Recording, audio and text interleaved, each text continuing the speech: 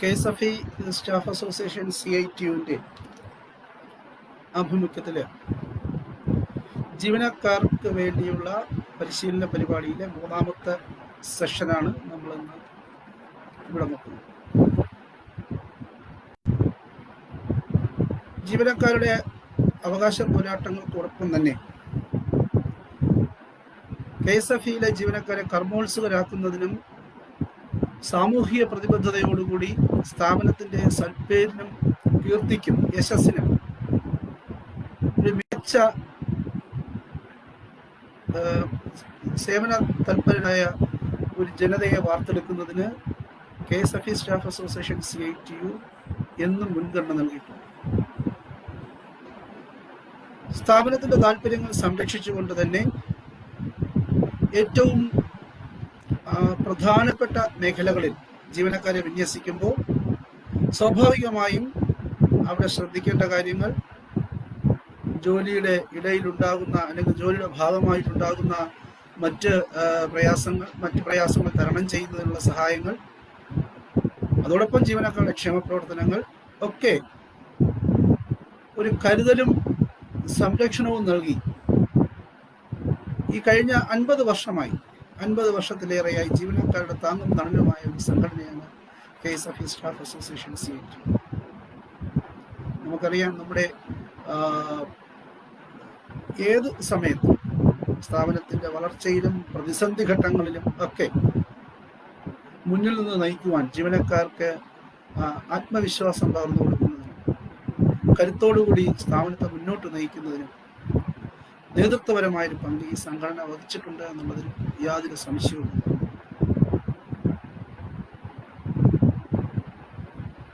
അപ്പോൾ ഇന്നത്തെ പ്രത്യേക സാഹചര്യങ്ങൾ കഴിഞ്ഞ ഒരു വർഷത്തിലേറെയായി നമ്മൾ ഒരു സംഘടനാപരമായിട്ട് ഒരു കൂട്ടം കൂടുവാനോ ഒരു മീറ്റിംഗ് കൂടുവാനോ അല്ലെങ്കിൽ യോഗങ്ങൾ സംഘടിപ്പിക്കുവാനോ ഒന്നും തന്നെ നമുക്ക് കഴിയുന്നില്ല. പക്ഷെ കാലം മുന്നോട്ട് പോവുകയാണ്, സാമ്പത്തിക രംഗം മാറുന്നു, മാറ്റങ്ങൾ ലോകത്തെ മാറ്റിമറിക്കുന്നു, പ്രതിസന്ധികൾ തുടർന്നുകൊണ്ടേയിരിക്കുന്നു. ഇതിനിടയിലും നമ്മളെപ്പോലത്തെ ഒരു സ്ഥാപനം, നമ്മുടേതുപോലത്തെ ഒരു സ്ഥാപനം, പ്രത്യേകിച്ച് സാമ്പത്തിക മേഖലയിൽ പ്രവർത്തിക്കുന്ന ഒരു സ്ഥാപനത്തിന് പിടിച്ചു നിൽക്കുന്നതിന് ആ സ്ഥാപനത്തിൽ ആത്മാർത്ഥതയോടുകൂടി പങ്കെടുക്കുന്ന ഒരു അധ്വാനിക്കുന്ന ജീവനക്കാരുടെ ഒരു നിര ഉണ്ടായാൽ മാത്രമേ പറ്റൂ. അതിൽ കക്ഷി രാഷ്ട്രീയമോ സംഘടനകളോ ഒന്നും നമുക്ക്. അപ്പോൾ തീർച്ചയായിട്ടും നമ്മുടെ ഏറ്റവും ലോയൽറ്റി ഉള്ളൊരു ജീവനക്കാരാണ് KSFE.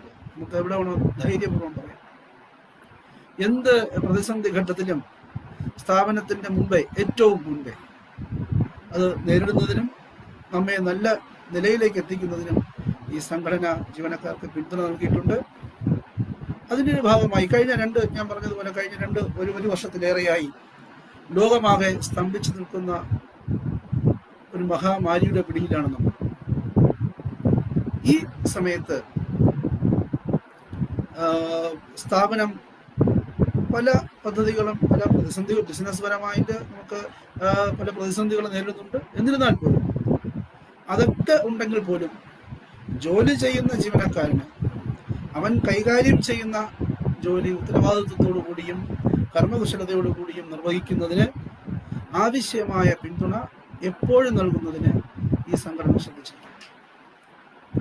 അതിൻ്റെ ഭാഗമായിട്ട് തീർച്ചയായിട്ടും ഇത് വിവിധ ജീവനക്കാരുടെ ഭാഗമായിട്ട് നമ്മൾ കഴിഞ്ഞ ഒരു 2 വർഷമായിട്ട് ധാരാളം പുതിയ ജീവനക്കാർ നമ്മുടെ സ്ഥാപനത്തിലേക്ക് കടന്നു വന്നിട്ടുണ്ട്.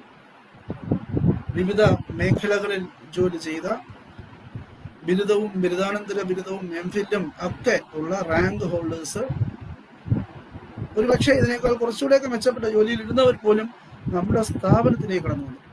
തീർച്ചയായിട്ടും നാളെ ഈ KSFE നയിക്കേണ്ടത് അവർ തന്നെയാണ്. ഈ സ്ഥാപനത്തിൻ്റെ ഭാവി നിങ്ങളിൽ തന്നെയാണ്. നമ്മളിന്ന് സംസാരിക്കുമ്പോൾ ഈ സ്ഥാപനം 50 വർഷം മുമ്പ് എങ്ങനെയായിരുന്നു, അല്ലെങ്കിൽ 50 തുടങ്ങിയ സമയത്ത് എങ്ങനെയായിരുന്നു, എന്തൊക്കെ വൈതരണികൾ തരണം ചെയ്താണ് ഈ സ്ഥാപനം ഇന്നത്തെ നിലയിലേക്ക് എത്തി എന്നുള്ളതൊക്കെ നമ്മൾ കാണേണ്ടി വരും. തീർച്ചയായിട്ടും ആ ഒരു കാലഘട്ടമൊക്കെ മാറി സ്ഥാപനം വളരെ സുഗമമായി പ്രവർത്തിക്കുവാനുള്ളൊരു ഒരു ഒരു പരിധിയിലേക്ക് നമ്മൾ എത്തിയിട്ടുണ്ട്. തീർച്ചയായിട്ടും അങ്ങനെ ഇനി നമ്മുടെ സാമ്പത്തിക രംഗം എന്ന് പറയുന്നത് ചലനാത്മകമാണ്. അത് മാറ്റങ്ങളാണ് വന്നുകൊണ്ടിരിക്കുന്നത്. ദൈനംദിനമായിട്ട് മാറ്റങ്ങളാണ് വന്നുകൊണ്ടിരിക്കുന്നത്. ദിവസേന പല മാറ്റങ്ങളാണ് വന്നുകൊണ്ടിരിക്കുന്നത്. ആളുകളുടെ ജീവിത നിലവാരം, സാമ്പത്തിക രംഗമായാലും അവരുടെ സ്പെൻഡിങ് ഹാബിറ്റ് ആയാലും, അവർ പണം കൈവശം വയ്ക്കുന്ന കാര്യത്തിലായാലും, സേവിങ്സിന്റെ മനോഭാവത്തിന്റെ കാര്യത്തിലായാലും പൊതുവെ ഈ രംഗം മാറ്റങ്ങൾക്ക് വിധേയമാണ്. സ്വാഭാവികമായും നമ്മുടെ സ്ഥാപനവും അതിനനുസരിച്ച് മാറേണ്ടി വരും. വളരെ സമ്പുഷ്ടങ്ങളായ 2 ക്ലാസ്സുകൾ കഴിഞ്ഞു. ഒന്ന് സുഗമ FDA സംബന്ധിച്ച് 2 ക്ലാസ്സുകൾ, ഒരു ക്ലാസ്സും വസ്തുജാമ്യത്തെ സംബന്ധിച്ച് വേറൊരു ക്ലാസ്സും കഴിഞ്ഞു. തീർച്ചയായിട്ടും അതിന്റെ തുടർച്ചയായിട്ട് വസ്തുജാമ്യത്തെ സംബന്ധിച്ച് നമ്മുടെ പ്രബോധൻ സാർ വളരെ ഭംഗിയായ ഒരു ക്ലാസ് കൈകാര്യം ചെയ്തു. അതിന്റെ തുടർച്ച വരുന്നുണ്ടെന്നാണ് അറിയുന്നത്.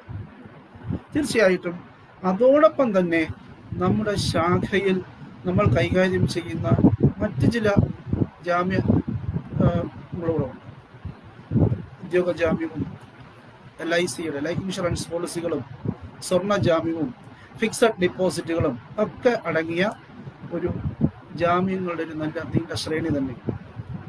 അപ്പോൾ അത്തരം കാര്യങ്ങൾ കൈകാര്യം ചെയ്യുന്ന സമയത്ത് നാം എന്തൊക്കെയാണ് അത് ശ്രദ്ധിക്കേണ്ടത്, എന്തൊക്കെയാണ് ഓരോ കാര്യവും നമ്മൾ കയ്യിലെടുക്കുമ്പോൾ നമ്മുടെ ഒരു സ്വാഭാവികമായിട്ടും ഒരു ശാഖയിൽ, ഒരു ബ്രാഞ്ചിൽ നിങ്ങൾക്ക് എനിക്ക് ഏതാണ്ട് കൗണ്ടറോ അല്ലെങ്കിൽ പേയ്മെന്റോ അങ്ങനത്തെ സീറ്റ്, ഓപ്ഷനോ ഒക്കെ സീറ്റുകളായിരിക്കും.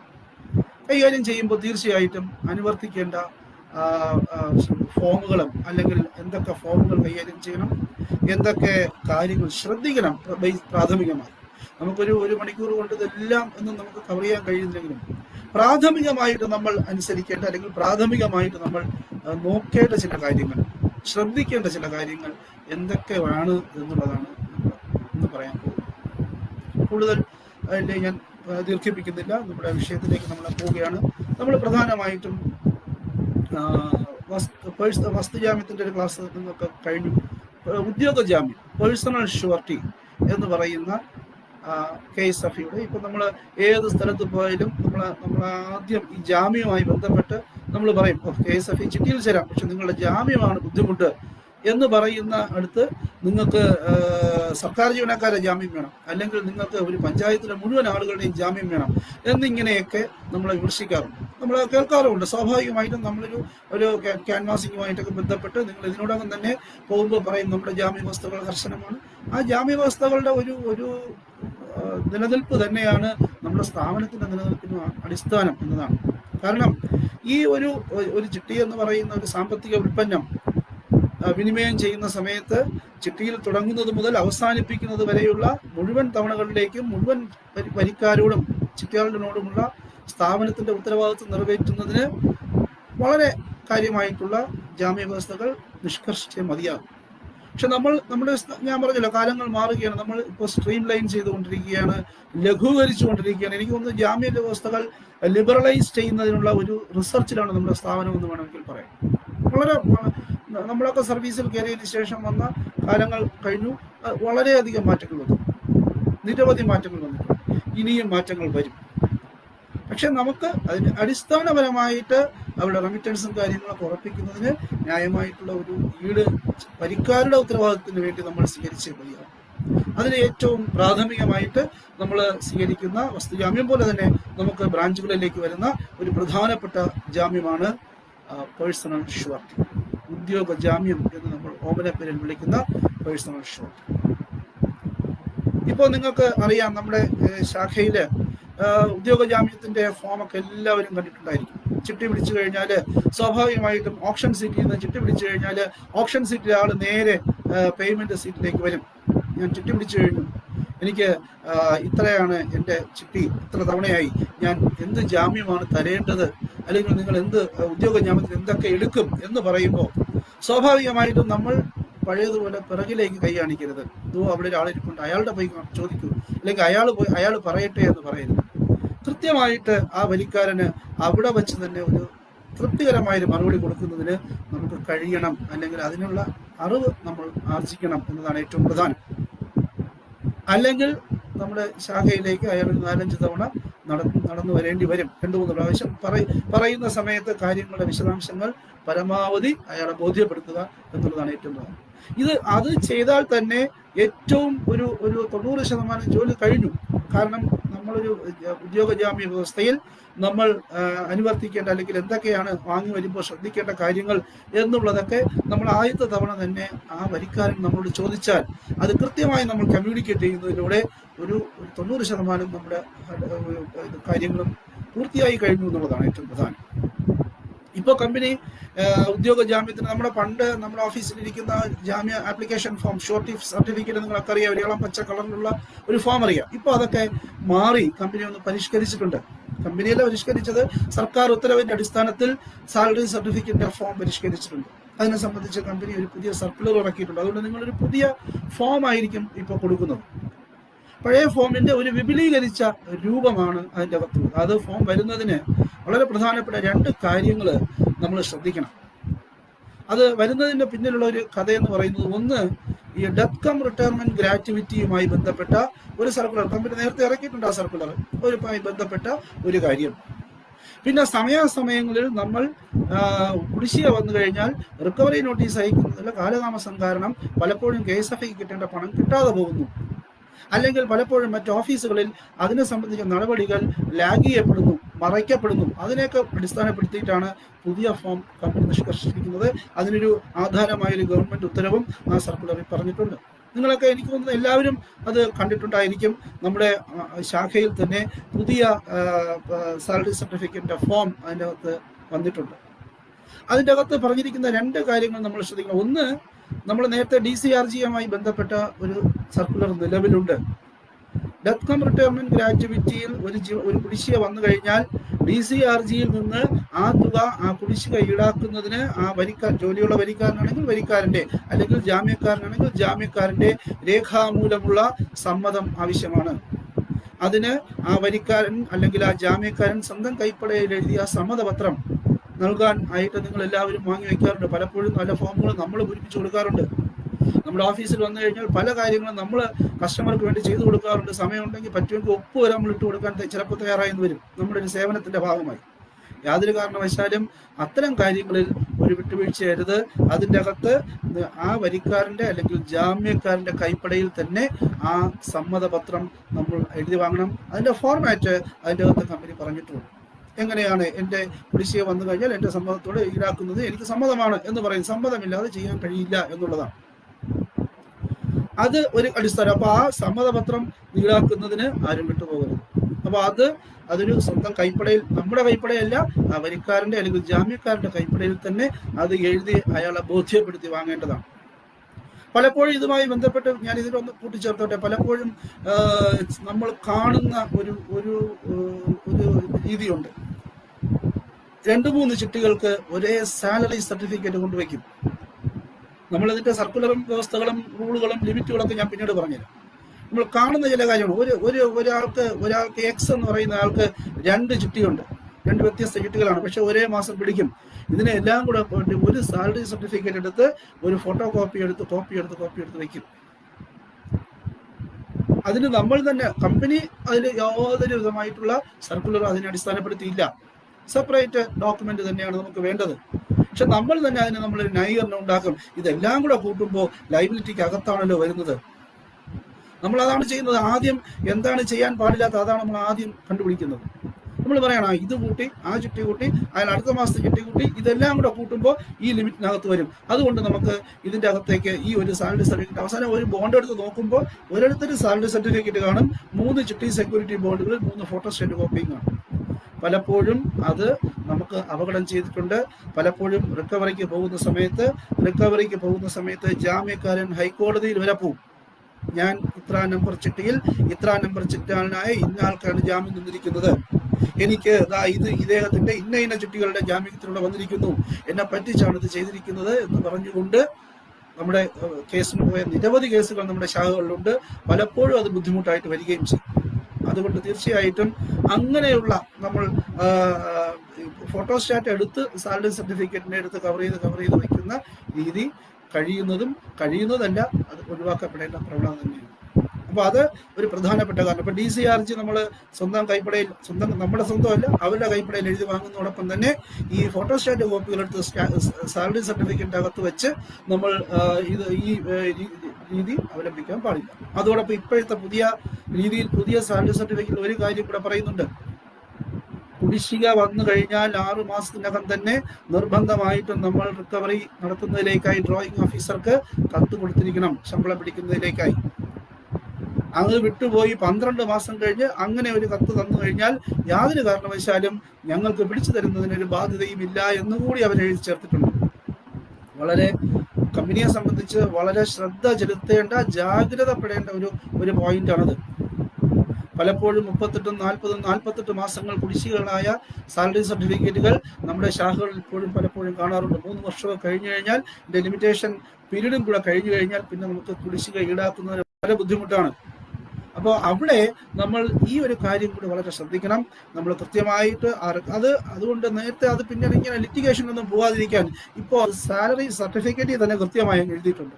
6 മാസത്തിനകത്ത് ഉണ്ടെങ്കിൽ 6 മാസം ആകുമ്പോഴേക്കും തയ്ച്ചിരിക്കണം. അതിന് കുടിശ്ശിക വരുന്നത് 12 മാസം ആയി കഴിഞ്ഞാൽ ഞങ്ങൾക്ക് പിടിച്ചു തരുന്നതിന് യാതൊരു ഉത്തരവാദിത്വമില്ല എന്നുകൂടി അവർ പറഞ്ഞു. കമ്പനി അതിൻ്റെ അകത്തൊരു കാര്യം പറഞ്ഞിട്ടുണ്ട്, അങ്ങനെ വന്നു കഴിഞ്ഞാൽ ഏതെങ്കിലും ലാപ്സ് വന്നാൽ താഴെ ഇതിന് ഉത്തരവാദികളായ ജീവനക്കാർ ഉത്തരവാദികളായിരിക്കും. അതും കൂടെ പറഞ്ഞു. കമ്പനി കണ്ട കാര്യമാണ്.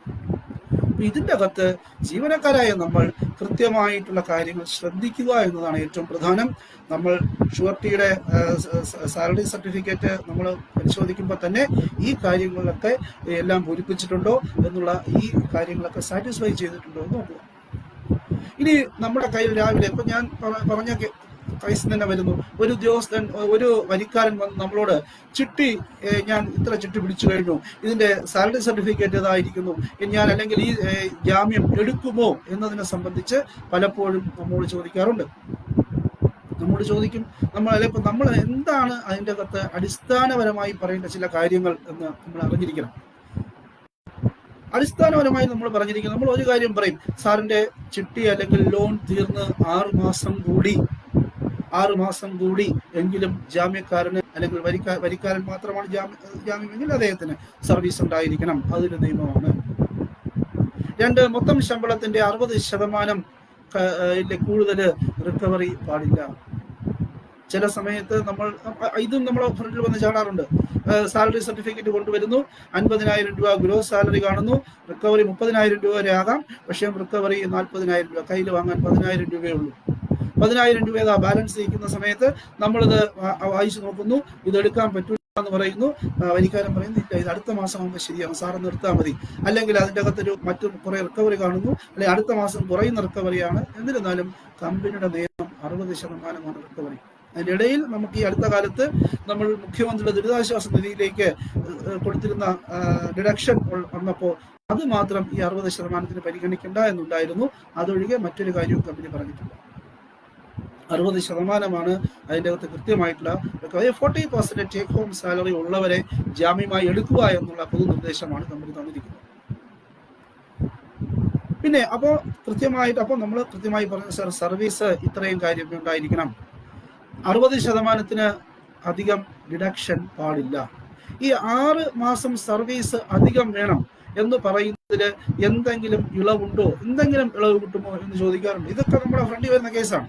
അപ്പൊ അതിൻ്റെ അകത്ത് കമ്പനി നിഷ്കർഷിച്ചിട്ടുള്ള ഇളവെന്ന് പറയുന്നത് 100 മാസത്തെ ചിട്ടികളിൽ 5 ജാമ്യം തരുന്ന അവസരത്തിൽ 2 പേർക്ക് 6 മാസം വേണം, അധികം വേണം എന്നുള്ളതിൽ ഒഴിവാക്കാം. 5 ജാമ്യം തരുന്നതിൽ 2 പേർക്ക്, 4 ജാമ്യമാണ് തരുന്നതെങ്കിൽ ഒരാൾക്കും.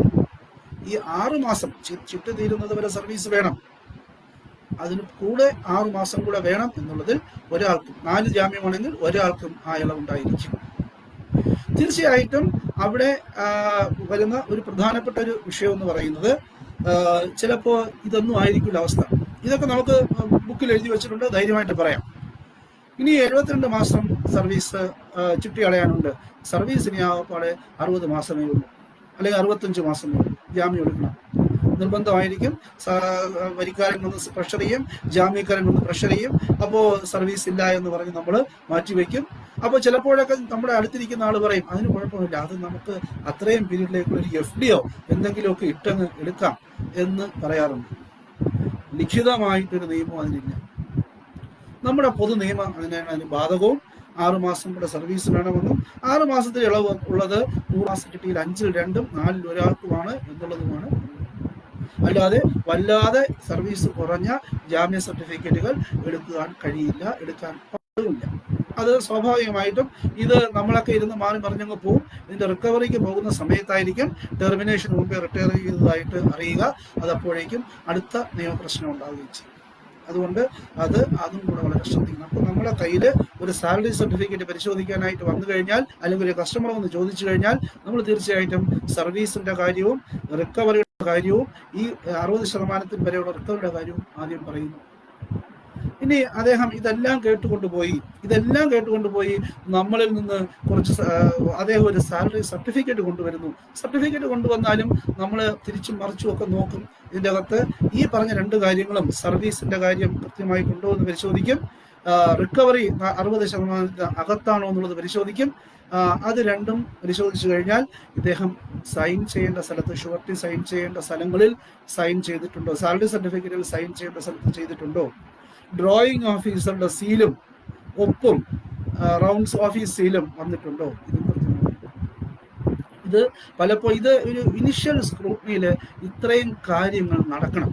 ഒരു ഇനിഷ്യൽ സ്ക്രൂട്ടനി സർവീസ് നോക്കണം, റിക്കവറി നോക്കണം, സിഗ്നേച്ചറുകൾ സാലറി സർട്ടിഫിക്കറ്റിൽ യഥാസ്ഥാനങ്ങളിൽ വന്നിട്ടുണ്ടോ എന്ന് നോക്കണം. ഇത്രയും കാര്യങ്ങൾ നോക്കിയാൽ പിന്നെ ഒരു 90% കേസും സോൾവ് ആണ്. പിന്നെ ഒരു കേസ് പ്രശ്നം ഉണ്ടാകുകയില്ല, സ്വാഭാവികമായിട്ടുണ്ടാകില്ല. ഇതിന് ജാമ്യത്തിന്റെ കൂടുതൽ കുറവ് വരുന്ന ആ കാര്യങ്ങൾ മാത്രമേ ഉണ്ടാവൂ. പക്ഷെ ഇത്തരം ഇനിഷ്യലി നമ്മൾ വരുന്ന ഇത്രയും കാര്യങ്ങൾ നമ്മൾ ആദ്യം പരിശോധിക്കണം. ഇത്രയും കാര്യം നമ്മൾ കൃത്യമായി പരിശോധിച്ച് മുഖത്തൊരു ചിരിയും കൂടെ വരുത്തി കഴിഞ്ഞാൽ കസ്റ്റമറും ഹാപ്പി, നമ്മളും ഹാപ്പി.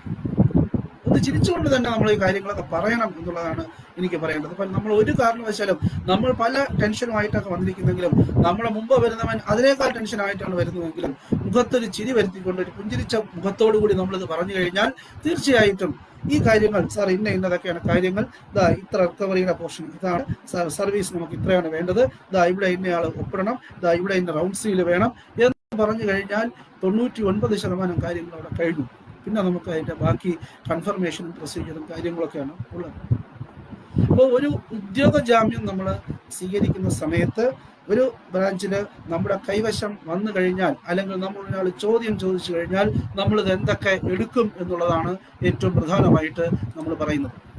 അപ്പോൾ സ്വാഭാവികമായിട്ടും ഇതിനോടകം ഇപ്പോൾ നമുക്ക് 2 വിഭാഗം ജാമ്യക്കാരാണുള്ളത്, SREGയും SRNEGയും. നിങ്ങൾ ഇപ്പോൾ പലപ്പോഴും ഈ ബ്രാഞ്ചുകളിൽ ഇത് കണ്ടിട്ടുണ്ടായിരിക്കും. SREG എന്ന് പറയുന്നത് സാലറി റിക്കവറി എൻഫോഴ്സബിൾ ഗ്രൂപ്പാണ്. SRNEG എന്ന് പറയുന്നത് സാലറി റിക്കവറി നോൺ എൻഫോഴ്സബിൾ ഗ്രൂപ്പാണ്. നമ്മൾ എങ്ങനെയാണ് ഒരാളുടെ ചിട്ടിയിലേക്ക് വരുന്ന ജാമ്യം തികയുമോ ഇല്ലയോ എന്ന് നോക്കുന്നത്? ഇതൊന്നും നമ്മൾ ബാക്കിലോട്ട് കൈ കാണിച്ച് വിടരുത്. പിറകിലിരിക്കുന്നവർക്ക് അതിനേക്കാൾ പണിയുണ്ട്, അവർ വാലിൽ തീ പിടിച്ചിരിക്കുകയാണ്. അതുകൊണ്ട് ഇത് സാർ തികയുമോ ഇല്ലയോ സാർ എന്ന് ബാക്കിലോട്ട് പോയി ചോദിക്കൂ, അല്ലെങ്കിൽ ആ കൂട്ടിനകത്തിരിക്കുന്ന മാനേജറെ പോയി ചോദിക്കൂ എന്ന് പറയരുത്. നമ്മൾ തന്നെ ഇത് കൈകാര്യം ചെയ്യണം. KSFE-യിലെ വിവിധ സെക്ഷനുകളിൽ നിങ്ങൾ അസിസ്റ്റന്റ് ആയിരിക്കുന്നവരായിരിക്കും, ഇതിന്റെ പുതിയ ആൾക്കാരാണ് കൂടുതലുണ്ട് എന്നുള്ള രീതിയിലാണ് ഞാൻ ഇത് പറയുന്നത്. നമ്മൾ ഈ സെക്ഷനുകളിലെ കാര്യങ്ങൾ കൃത്യമായിട്ട് നമ്മൾ മനസ്സിലാക്കി വെക്കണം. ഒരു സാമ്പത്തിക സ്ഥാപനം എന്ന നിലയിൽ തന്നെ വളരെ കാര്യമായിട്ട് ഈ കാര്യങ്ങളും ഒരു പ്രാഥമികമായിട്ടുള്ള കാര്യങ്ങൾ എല്ലാം ഒരൊറ്റ സ്റ്റെപ്പിലിരുന്ന് നമുക്ക് പഠിക്കാൻ കഴിയില്ല. കുറേ ബൈ എക്സ്പീരിയൻസ് നമുക്ക് നേടാൻ കഴിയുള്ളെങ്കിലും ഒരു പ്രാഥമികമായിട്ടുള്ള കാര്യങ്ങൾ നമ്മൾ നേടണം എന്നുള്ളതാണ് പറയുന്നത്. എനിക്ക് ഫ്യൂച്ചർ ലയബിലിറ്റി ഇത്രയാണ്. ഒരു ചിട്ടി ഒരാൾ 10,000 വെച്ച് 100 മാസം ചിട്ടി പിടിച്ചു, 7,10,000 രൂപ 29ാമത്തെ തവണ വീണു. 7,10,000 രൂപയാണ് ഫ്യൂച്ചർ ലയബിലിറ്റി. ഞാൻ എത്ര ഉദ്യോഗ ജാമ്യം കൊണ്ടുവരണം എന്ന് നമ്മളോട് ചോദിച്ചാൽ, അല്ലെങ്കിൽ എന്തായിരിക്കും നമ്മൾ മറുപടി പറയുക? അത് സാർ പിറകെ ചോദിക്കണം എന്ന് ദയവ് ചെയ്ത് പറയുന്നു. 71 തവണ ഇനി അടയാനുണ്ട്. 10,000 രൂപ വെച്ചാണ് 7,10,000 രൂപയാണ് ഫ്യൂച്ചർ ലയബിലിറ്റി. 7,10,000 രൂപയാണ് ഫ്യൂച്ചർ ലയബിലിറ്റി കവർ ചെയ്യുന്നതിന് വേണ്ട ജാമ്യങ്ങളാണ്, ഉദ്യോഗ ജാമ്യമാണ് എന്ന് സങ്കല്പിക്കുക. ഉദ്യോഗ ജാമ്യം തരാൻ വില്ലിംഗ് ആണ്. നമ്മളോട് ചോദിക്കുകയാണ് 7,10,000 രൂപയുടെ എന്തൊക്കെയാണ് വരേണ്ടത്? നമുക്ക് 2 തരം ജാമ്യ വിഭാഗങ്ങളാണ് ഉള്ളത്, SREGയും SRNEGയും.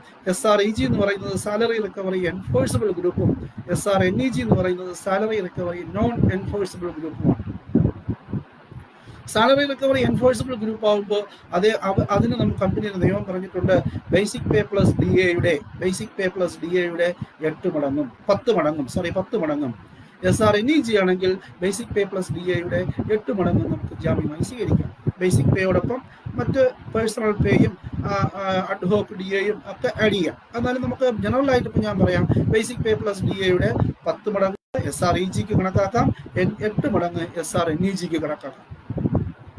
അപ്പോൾ 7,10,000 രൂപയുടെ ഫിക്സഡ് ലയബിലിറ്റി കൊണ്ടുവരുന്ന 2 സാലറി സർട്ടിഫിക്കറ്റ് കൊണ്ടുവന്നു കഴിഞ്ഞാൽ അത് അവർ കവർ ചെയ്യേണ്ട basic pay plus DA SREG ആണെങ്കിൽ 71,000 രൂപ ഉണ്ടെങ്കിൽ 71,000 × 10 7,10,000 എന്ന വ്യവസ്ഥയിൽ നമുക്ക് 2 SREG ജാമ്യം ഉണ്ടെങ്കിൽ എടുക്കാം. അപ്പോൾ അടുത്ത ചോദ്യം, സബ്സ്ക്രൈബർ എംപ്ലോയി ആണ്. സബ്സ്ക്രൈബ് അപ്പോൾ ഞാൻ ഈ 2 ജാമ്യം കൊണ്ടുവരണോ? അവിടെയാണ് നമ്മൾ റൂൾ പഠിച്ചു വെച്ചിരിക്കുന്നത്. ബ്രാഞ്ചിൽ നമുക്ക് ഉദ്യോഗ ജാമ്യം അക്സെപ്റ്റ് ചെയ്യുന്നതിനുള്ള ലിമിറ്റ് എല്ലാവർക്കും അറിയാമായിരിക്കും, 10 ലക്ഷം രൂപ. 10 ലക്ഷത്തിന് മുകളിലുള്ള 15 ലക്ഷം രൂപ വരെയുള്ള ഉദ്യോഗ ജാമ്യം അക്സെപ്റ്റ് ചെയ്യുന്നത് റീജിയണൽ ഓഫീസിലാണ്. അപ്പോൾ നമ്മൾ 12 ലക്ഷം രൂപ, അതിന് മുകളിലുള്ളത് റീജിയണൽ ഓഫീസിലാണ് അക്സെപ്റ്റ് ചെയ്യുന്നത് 15 ലക്ഷം രൂപ വരെ. അപ്പോൾ നമ്മൾ നോക്കുന്നു, ഈ 2 ഉദ്യോഗ ജാമ്യവും നമ്മൾ കൊണ്ടുവരുന്ന കണക്കുകൂട്ടി നോക്കുന്നു. 2 പേരുടെ ബേസിക് പേ DAയുടെ 10 മടങ്ങ് എടുക്കുന്നു. അത് 71,000 രൂപ ഉണ്ട് എങ്കിൽ, അല്ലെങ്കിൽ കൂടുതലുണ്ടെങ്കിൽ 71,000 രൂപയെങ്കിലും ഉണ്ടെങ്കിൽ 7,10,000 രൂപ ഉണ്ട്. 7,10,000 കവർ ചെയ്യുന്നതിന് ഇത് സഹായകമാണ്, അല്ലെങ്കിൽ ഈ ജാമ്യം സ്വീകരിക്കാം.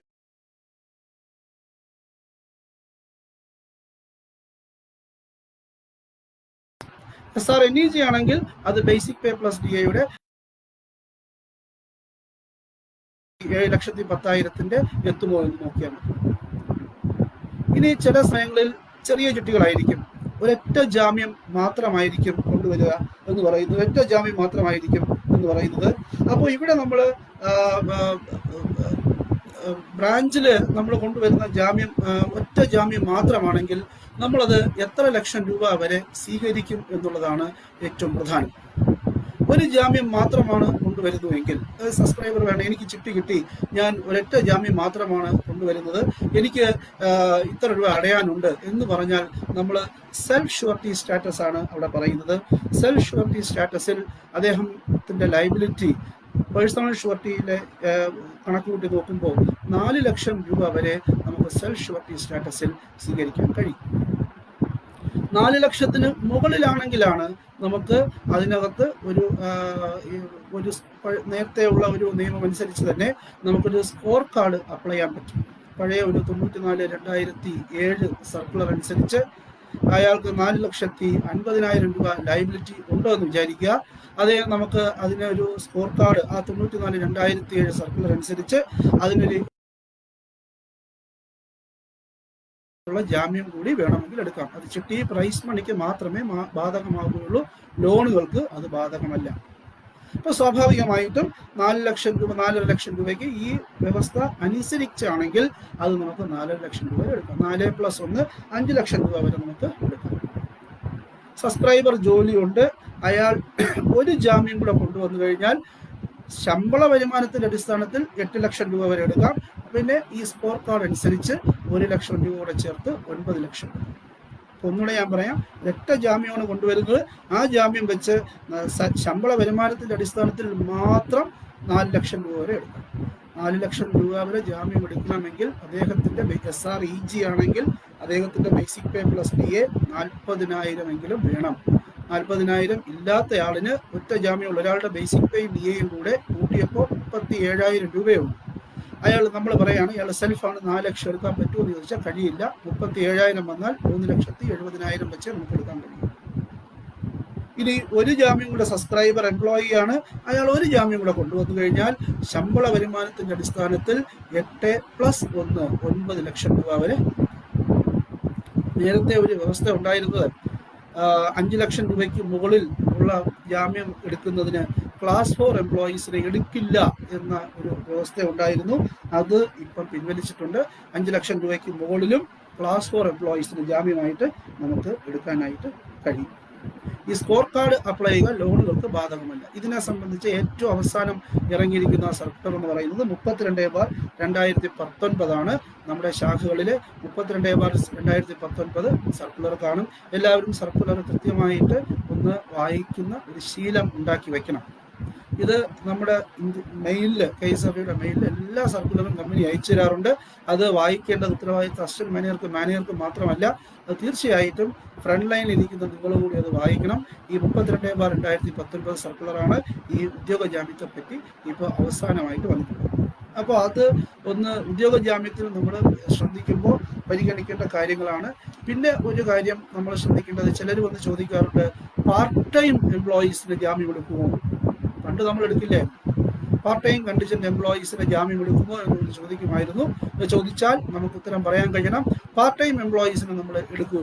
പാർട്ട് ടൈം കണ്ടീജന്റ് എംപ്ലോയീസിന് ജാമ്യം എടുക്കും. പരമാവധി 1 ലക്ഷം രൂപ വരെയുള്ള ഈടിന് നമ്മൾ പാർട്ട് ടൈം കണ്ടീജന്റ് എംപ്ലോയീസിന് നമ്മൾ ജാമ്യം എടുക്കും.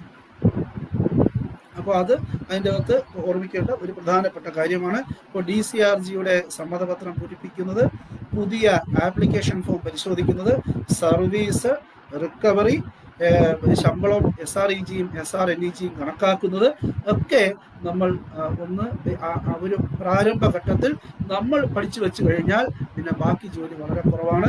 ഇതിനെ സംബന്ധിച്ച പിന്നെ അതിൻ്റെ പ്രൊസീജിയർ എല്ലാവർക്കും അറിയാമായിരിക്കും. ഒരു സാലറി സർട്ടിഫിക്കറ്റ് വന്നു കഴിഞ്ഞാൽ കൺഫർമേഷൻ വളരെ പ്രധാനം. കൺഫർമേഷനോടൊപ്പം തന്നെ ടെലിഫോണിക് 5 ലക്ഷം രൂപയ്ക്ക് മുകളിലുള്ള ലൈബിലിറ്റി ആണെങ്കിൽ ടെലിഫോണിക് കൺഫർമേഷൻ കൂടി വളരെയധികം പ്രധാനമുണ്ട്. കൺഫർമേഷൻ എന്ന് പറയുന്നത് വളരെ പ്രധാനപ്പെട്ട ഒരു സാധനമാണ്, ഒരു ഷുവർട്ടി. കാരണം ഇന്നത്തെ ലോകത്തെന്ന് പറയുന്നത് തട്ടിപ്പും വെട്ടിപ്പും നടക്കുന്ന പല പ്രശ്നങ്ങളും നമ്മളെ ശാഖകളിൽ അഭിമുഖീകരിക്കേണ്ടി വന്നിട്ടുണ്ട്. ഒരു ജോലിയും ഇല്ലാത്ത ഒരാൾ അയാളുടെ IAS പ്രൗഢിയോടുകൂടി സാലറി സർട്ടിഫിക്കറ്റ് എഴുതി പേയ്മെന്റ് നിരവധി ശാഖകൾ ഒരേ സമയം കബളിപ്പിച്ചിട്ടുണ്ട്. ഇല്ലാത്ത ഒരു ഓഫീസിന്റെ പേരിൽ സാലറി സർട്ടിഫിക്കറ്റ് തരികയും നമ്മൾ കൺഫർമേഷൻ അയക്കുകയും പോസ്റ്റലിന്റെ ഒരു എന്താ പറയാം അനുവാദത്തോടെ എന്ന് പറയാം, അല്ലെങ്കിൽ സഹായത്തോടെ അത് കൺഫേം ചെയ്ത് വരികയും പേയ്മെന്റ് വാങ്ങുകയും മുങ്ങുകയും ചെയ്ത കേസുണ്ട്.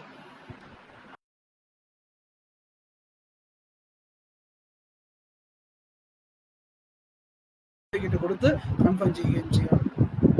അപ്പോൾ നിരവധി കേസുകൾ എറണാകുളം ജില്ലയിൽ പണ്ടുണ്ടായ ഒരു കേസാണ്. ഒരു ഓഫീസ് പ്രത്യേകം തുടങ്ങിയവർ, ഇത് പറ്റിക്കുന്നതിന് വേണ്ടി ഒരു സ്ഥാപനം തുടങ്ങി അവിടെ ഒരു ബോർഡ് തൂക്കി അവിടെ ഒരു അഡ്രസ്സ് ഉണ്ടാക്കിയിട്ട് അവിടുന്ന് അപ്പോൾ പോസ്റ്റ് ഓഫീസിൽ സ്വാഭാവികമായിട്ടും കത്ത് കൊടുക്കും. അവിടെ ഒരു അഡ്രസ്സായിട്ട് വ്യാജ സാലറി സർട്ടിഫിക്കറ്റ് ഇഷ്യൂ ചെയ്തു.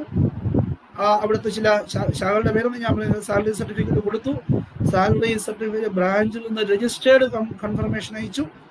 രജിസ്റ്റേർഡ് കൺഫർമേഷൻ ഈ അഡ്രസ്സിൽ പോയി പേയ്മെന്റ് വാങ്ങിച്ചു. അടുത്ത ദിവസം ബോർഡ് അഴിച്ചെടുത്തു, റൂമും പൂട്ടി, ആള് സ്ഥലം.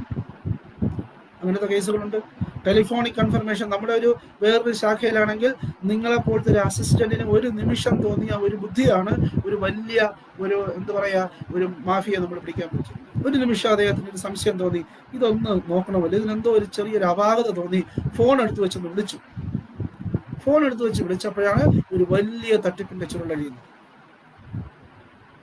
ഉദ്യോഗസ്ഥന്മാർ പോലും അല്ലാത്ത ആളുകൾ, ഓട്ടോറിക്ഷ തൊഴിലാളികൾ വരെ ഉദ്യോഗസ്ഥരായി ചമഞ്ഞുകൊണ്ട് സാലറി സർട്ടിഫിക്കറ്റ് നൽകി പറ്റിച്ചു. അപ്പോൾ അവിടെ നമ്മൾ കൺഫർമേഷൻ എന്ന് പറയുന്നത് രജിസ്റ്റേർഡ് പോസ്റ്റ് കൺഫർമേഷൻ നിർബന്ധമാണ്. ചില സമയത്ത് നമ്മൾ ലോക്കൽ ഡെലിവറിയിൽ ചെയ്യുന്നെങ്കിൽ ആ ലോക്കൽ ഡെലിവറി രജിസ്റ്ററിൽ KSFIയുടെ ജീവനക്കാരൻ കൊണ്ടുപോയി തന്നെ അത് കൺഫേം ചെയ്ത് കൃത്യമായി ചെയ്യണം. 5 ലക്ഷം രൂപയ്ക്ക് മുകളിലുള്ളതിന് നിർബന്ധമായും ടെലിഫോണിക് കൺഫർമേഷൻ കൂടി നമ്മൾ ചെയ്യണം. ഇപ്പോൾ കമ്പനി ഏറ്റവും അവസാനം, അത് ചിലപ്പോൾ ഇടയിൽ പറയാൻ വിട്ടുപോയാലും ഒരു കാര്യം പറഞ്ഞിട്ടുണ്ട്, ഫിനാൻഷ്യൽ ഡോക്യുമെന്റുകൾ സെക്യൂരിറ്റി ആയിട്ട് സ്വീകരിക്കുന്ന സമയത്ത് FD, ഇൻഷുറൻസ് പോളിസി, ഇവയൊക്കെ ഡോക്യുമെന്റുകൾ ഇവയൊക്കെ ജാമ്യമായി സ്വീകരിക്കുന്ന സമയത്ത് ലീൻ നോട്ട് ചെയ്ത് വാങ്ങിയതിന് ശേഷം നമ്മുടെ മെയിൽ ID-യിൽ നിന്ന് ആ സ്ഥാപനത്തിന്റെ മെയിൽ ID-യിലേക്ക് ഒരു ഡിജിറ്റൽ കൺഫർമേഷൻ, ഒരു മെയിൽ കൺഫർമേഷൻ കൂടി അയക്കണം എന്ന് പറഞ്ഞിട്ടുണ്ട്. കാരണം ഈ അടുത്ത കാലത്ത് അങ്ങനത്തെയും പ്രശ്നങ്ങളുണ്ടായി. നമ്മൾ കസ്റ്റമറെ സഹായിക്കാൻ നമ്മൾ പലതും ചെയ്യും. നമ്മൾ അവർ വന്നിട്ട് നമ്മൾ അവരോട് പറയും, കസ്റ്റമർ ചിലപ്പോൾ നമ്മൾ ഏറ്റവും കൂടുതൽ ഒരു കസ്റ്റമർ സർവീസ് കൊടുക്കുന്ന ഒരു സ്ഥാപനമാണിത്. നമ്മുടെ കസ്റ്റമർക്ക് അല്പം നൊന്തു കഴിഞ്ഞാൽ നമുക്ക് അതിനേക്കാൾ വേദനയിടും. അതുകൊണ്ട് തന്നെ ചിലപ്പോഴൊക്കെ നമ്മൾ സർവീസിന്റെ എന്തോന്ന് പറയാം അതിൻ്റെ ഒരു തലം വിട്ട് തന്നെ നമ്മൾ ചെയ്യാറുണ്ട്. നമ്മൾ ചിലപ്പോൾ അവരെ കൈ കൊടുത്തയക്കും. അങ്ങനെ കൊടുത്തയച്ച കേസിൽ ഫ്രഷായ ഒരു FD രസീത് സ്വന്തമായിട്ടുണ്ടാക്കി ലീൻ നോട്ട് ചെയ്ത് കൊണ്ടുകൊടുത്ത് പേയ്മെന്റ് വാങ്ങിച്ച് ബാക്കി. അപ്പൊ അതുകൊണ്ട് അത് ഫിനാൻഷ്യൽ സെക്യൂരിറ്റീസ് കൺഫേം ചെയ്യുന്ന സമയത്ത് ജാമ്യമായി എടുക്കുന്ന സമയത്ത് ഇപ്പൊ കമ്പനി കൃത്യമായിട്ട് പറഞ്ഞിട്ടുണ്ട്, യാതൊരു കാരണവശാലും ഇടപാടുകാരന്റെ കയ്യിൽ കൊടുത്തുവിടരുത്. ഈ 2021 ഇറങ്ങിയ സർക്കുലറാണ്, കൊടുത്തുവിടരുത്. അത് നിർബന്ധമായിട്ടും ലോക്കൽ ഡെലിവറി രജിസ്റ്ററിൽ ആ പ്രോസസ്സ് പൂർത്തിയാക്കിയതിനു ശേഷം ലീൻ നോട്ട് ചെയ്ത് വാങ്ങിയതിനു ശേഷം നമ്മുടെ ബ്രാഞ്ചിന്റെ മെയിൽ ID-യിൽ നിന്ന് ആ സ്ഥാപനത്തിന്റെ മെയിലിലേക്ക് ഒരു ഡിജിറ്റൽ കൺഫർമേഷൻ അയക്കണം, ഒരു മെയിൽ കൺഫർമേഷൻ അയക്കണം. ഇങ്ങനെ ഒരു സാധനം വന്നിട്ടുണ്ട്, ഞങ്ങൾ അത് ലീൻ നോട്ട് ചെയ്ത് ഇവിടെ കിട്ടിയിട്ടുണ്ട്, അതിന്റെ അടിസ്ഥാനത്തിൽ പേയ്മെന്റ് ചെയ്യാൻ പോവുകയാണ് എന്നുള്ളൊരു കാര്യം കൂടി നമ്മൾ അതിൻ്റെ അകത്ത് കൃത്യമായിട്ട് പറയണം. അപ്പൊ അത് ഇതിൻ്റെ അകത്ത് ഭാഗമായിട്ടുള്ളതാണ്. ഇനി ഇതോടൊപ്പം നമ്മൾ പേയ്മെന്റ് ചെയ്ത് വരുന്ന സമയത്ത് ഈ കൺഫർമേഷൻ ഒക്കെ വന്നു, നമ്മൾ സാലറി സർട്ടിഫിക്കറ്റ് ഒക്കെ പരിശോധിച്ചു, 2 വശവും നോക്കി, റിക്കവറി ഉണ്ട്, എല്ലാം കഴിഞ്ഞ് അവസാനം നമ്മുടെ ശ്രദ്ധയിൽപ്പെടാതെ പോയി മറുവശത്തെ റിക്കവറിയുടെ കൂട്ടത്തിൽ 1250 രൂപ ഒരു കോപ്പറേറ്റീവ് റിക്കവറി കണ്ടുപിടിച്ചു. നമ്മുടെ അസിസ്റ്റന്റ് മാനേജർ കണ്ടുപിടിച്ച് തീർച്ചയായിട്ടും നമ്മളെ വിളിച്ച് പറഞ്ഞതാ, നമുക്ക് നമ്മളെ ശ്രദ്ധയിൽപ്പെട്ടില്ല എന്ന് വിചാരിക്കും, ചിലപ്പം നമ്മുടെ ശ്രദ്ധയിൽപ്പെട്ടില്ല എന്ന് വിചാരിക്കും. സഫീഷ്യന്റ് നെറ്റ് സാലറി ഉണ്ട് എന്ന് കണ്ടതുകൊണ്ട് നമ്മൾ പെട്ടെന്ന് ശ്രദ്ധിച്ചില്ല. പക്ഷെ അതിന്റെ ബ്രാക്കറ്റിൽ കുനുകുനാന്ന് എഴുതിയിരുന്നു ഇന്ന എന്തോ ഒരു കോപ്പറേറ്റീവ് റിക്കവറി എന്ന് എഴുതി കൊണ്ട് ഒരു സർട്ടിഫിക്കറ്റ് വാങ്ങണം എന്നതാണ്. ആ സർട്ടിഫിക്കറ്റ് വാങ്ങുന്ന സമയത്ത് നമ്മൾ ശ്രദ്ധിക്കേണ്ടത്, ആ സർട്ടിഫിക്കറ്റ് തരുന്നത് ഒന്നുകിൽ ആ കൺസേൺഡ് സൊസൈറ്റിയുടെ സെക്രട്ടറി ഓർ പ്രസിഡന്റ് ആയിരിക്കണം.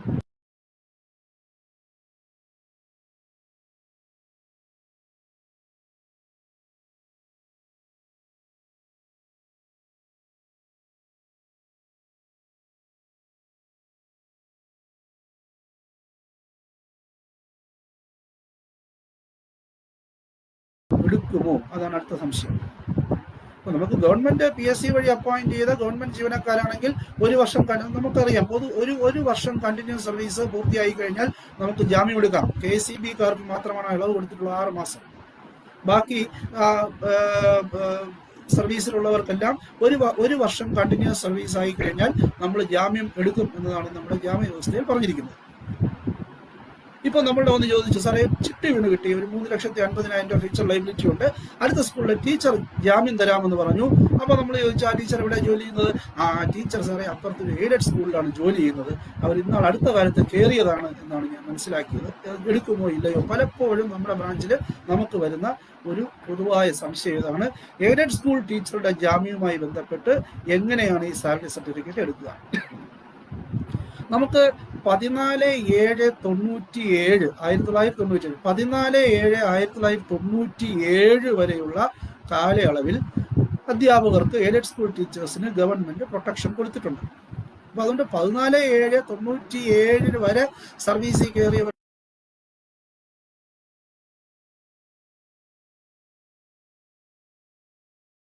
വിദ്യാഭ്യാസ മേഖലയിൽ പല മാറ്റങ്ങളും,